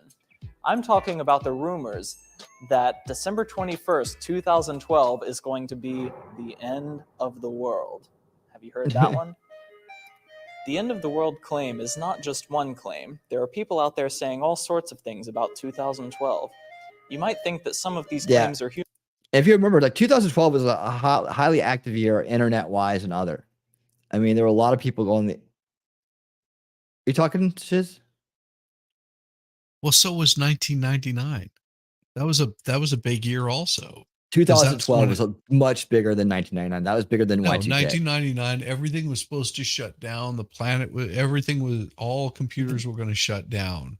Right. But this is like a conglomeration of things that were happening in 2012 compared to 2000. I remember that it was all about Y2K and everything was planes falling out of the sky, all that shit. But yeah, that was the big thing. But in 2012, we had another, I would say a bigger hype around it than maybe equal to. Okay, well, that's true because Al Gore predicted that at that point in time that all the Earth would be covered in water because of glacier melting. There's that. There's the Mayan calendar ending. There's planet Nibiru returning. There's all kinds of things going on. Then you get into even more cryptic things. What's going on in politics? People feel like, you know, they're waking up after 9/11 and 10 years after, and they're seeing the world in a different way. They think that, you know, the new world order is rolling in, the Illuminati's taking over. I mean, everything is coming to a head, you know, in 2012. You know, there's an election. There's an election. There's a big election. You know, that was the you know, that's when Drake got to work with being the original Q, and he had this plan, and he was talking to aliens and talking to people in the, you know, patriots in the government and all this other stuff. Like we're getting to that too. Believe me, guys. I can promise. Coming, everything's coming along, man. We're all going to burn up 2012. What if they got it wrong? What if they just got it wrong and it's supposed to be 2102? Don't worry, 2030 is coming along. Something new will happen. But I've been promising the Drake Kent Bailey story for a long time. Honestly, since the beginning of the channel, I said we'll get there eventually. We're almost to Drake, because Drake's going to be our nice little corridor in between this world and what's going on now and what's going on then, and QAnon and all that other stuff. We already touched on QAnon though, but and I hope I don't have to go back to that topic this year for the election, just to remind people that it's bullshit, because I didn't do that one time and people ended up at the Capitol. Well, but you have to go back every single damn time. Well, I think that Drake's going to help me do that, because Drake is the original Q. And a lot of people don't realize that that story of Q and all that stuff was already been told, but it had an alien spin to it. So that's why it's going to be the connecting fabric between those two. And I don't know if you've seen it, but if you get a chance, go check out Michael Malice doing an interview with a QAnon shaman. Mm-hmm. He was like, I need to look at. I need to look at some of his interviews for that, because I want to hear what was influencing them. I mean, you know, I know what it was. It's a really good interview. I mean, that guy is just so chill. It's just like, okay. Well, that's another reason why the Radix interview is important this weekend, to come see what she's talking about, because and what she's working on, because it's connecting the same thing, like it's connecting the same plot but in a different area as what went on down there. Like she just put out a short saying this was the warm up for the other one. So that's why it's important, and to see how these informants are made, and how they're put to work, and all the methodologies being laid out for you. It's all going to be there. Like, I'm serious. A lot of questions that people may have had over the years, this documentary is going to answer a lot of them if you can put the pieces together. So we'll definitely be taking a hard look at that. And again, Saturday, 8 p.m. at Radix. Very important interview. Please be here for that. You're going to love it. All right, so here we go. Let's figure out what this kid has to say here. Humorous, but many of them are being written in scientific language by people who seem pretty believable. And a lot of people are scared about what might happen in December of 2012. In this series of videos, we will explore 8 2012 apocalypse claims in more depth to separate the facts from the fiction. One of the major claims about 2012 has to do with an ancient Mayan calendar predicting the end of time. In fact, this claim is the basis for all of the other claims about December 21st, 2012. Let's find out more.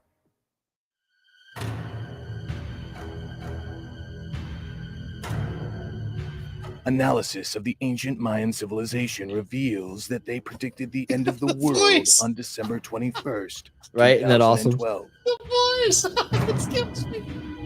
They should just have me do a voiceover for them. I would have made it very interesting.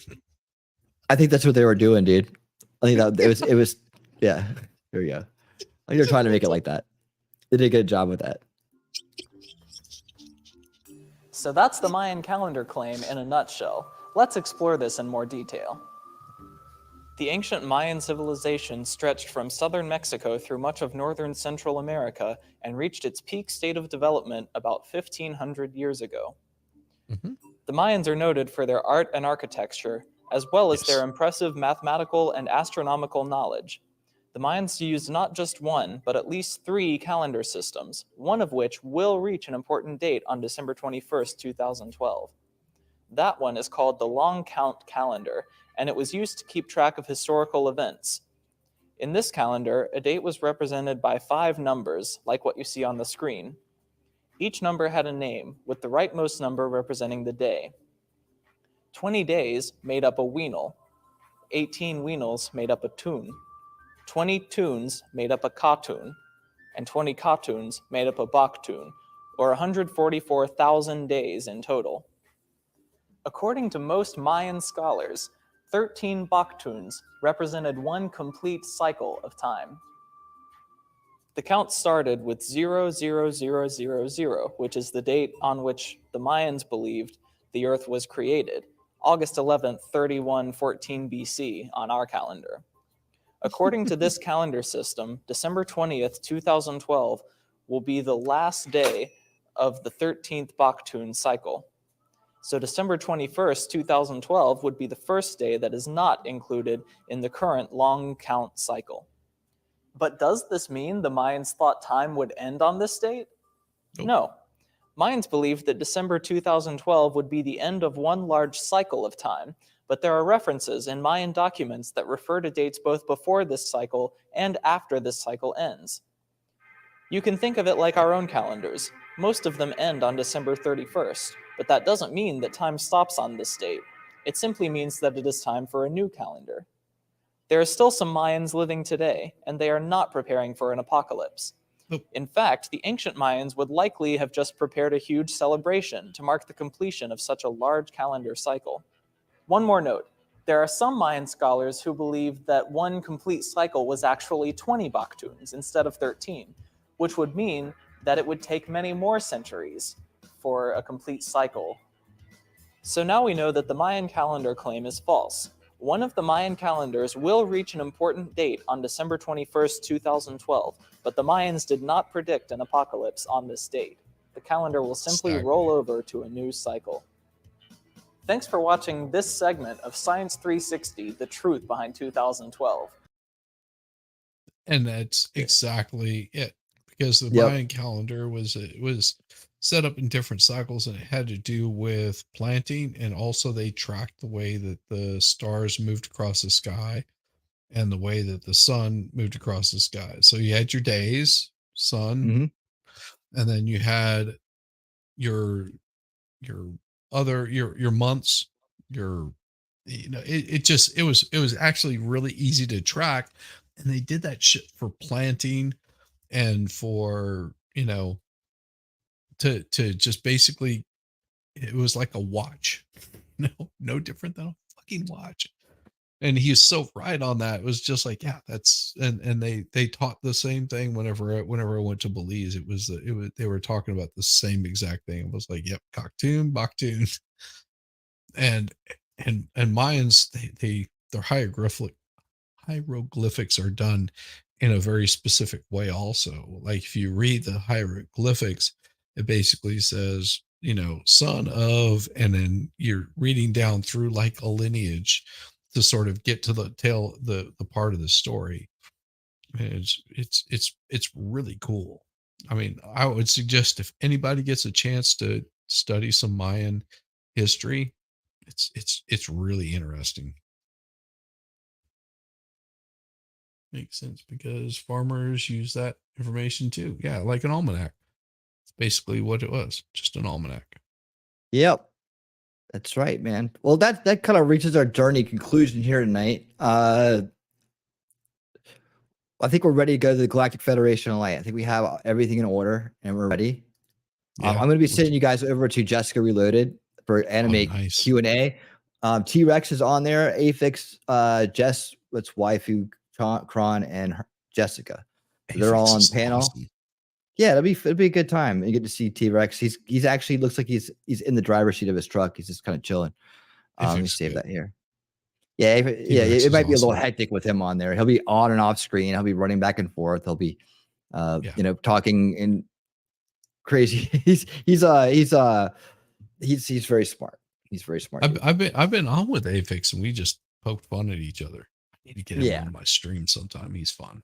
I'll do it. You guys wanted to, dude, if you guys, I can see you two drinking together and just like it becoming completely rowdy, like out of hand rowdy, like no one can talk. If I even turn into a wrestling match, I don't know. Yeah, probably would. Probably a mud wrestling match. I need to reach out to him because he's reached out to me on Twitter before, so I ought to. Yeah, well, man, thanks, definitely. Lady Autumn Sky. I appreciate it. Yeah, and you guys, if you're enjoying this stuff, well, hit the like button for Winning Reality, because it helps that little algorithm shit that we all fucking hate. Yep. And he does really good content. It's really interesting, entertaining, and keeps you on the edge of your seat, like a virgin. All right. Yeah. Hey, you guys know the schedule. Shizzy, what do you have coming up? Anything coming up on your channel that you want to shout out? Well, I'm actually working on getting Rabbit and a couple other people on for a fun show. Good. It'll be really cool. If you guys didn't catch it last night, you have to fast forward really close to the end. And our wonderful Rabbit was on with Melissa Jane and with Caitlin Comments. So it was fun. But as far as anything really interesting going on, I do have a 3D print that is waiting to start, and I will probably start that tomorrow morning. I'm thinking Scott was on with Lincoln Kane last night, and I did not realize all the bullshit that those guys have gone through. I mean, they were talking about some of that shit last night, and dude, kudos. Wow. Really some of the shit that those guys have gone through, and the weird fucks that they've had to deal with before, Lincoln Kane was doing his thing. I'm like, totally, like, I dig it. I understand. I understand a little bit more about where you guys are coming from. Tell me after the show about it. Yeah, tell me about the show.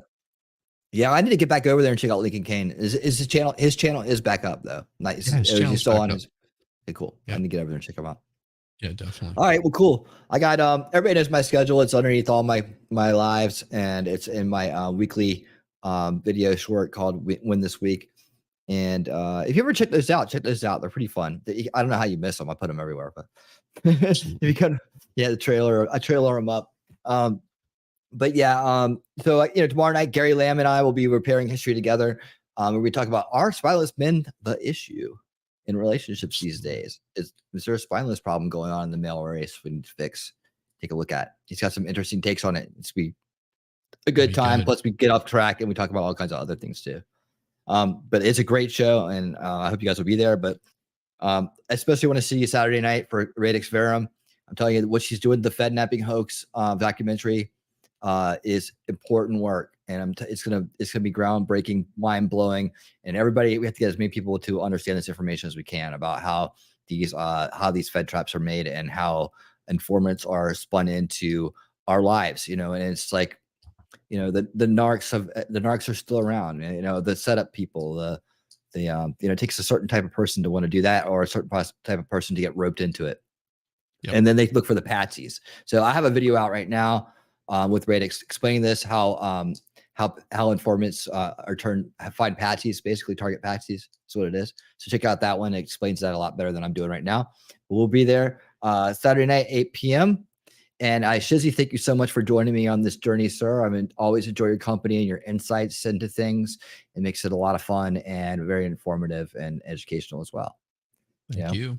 Thank you. Got to it, your guys. Audience. Yeah. Thank you guys. You guys in the chat and mods. Thank everybody for all you do, all the contributions, all the support. I really appreciate it. We're doing this thing together. It's called Solution Culture. We're winning reality every day together. And guess what, guys? You're doing it too. So until next time, y'all keep on winning.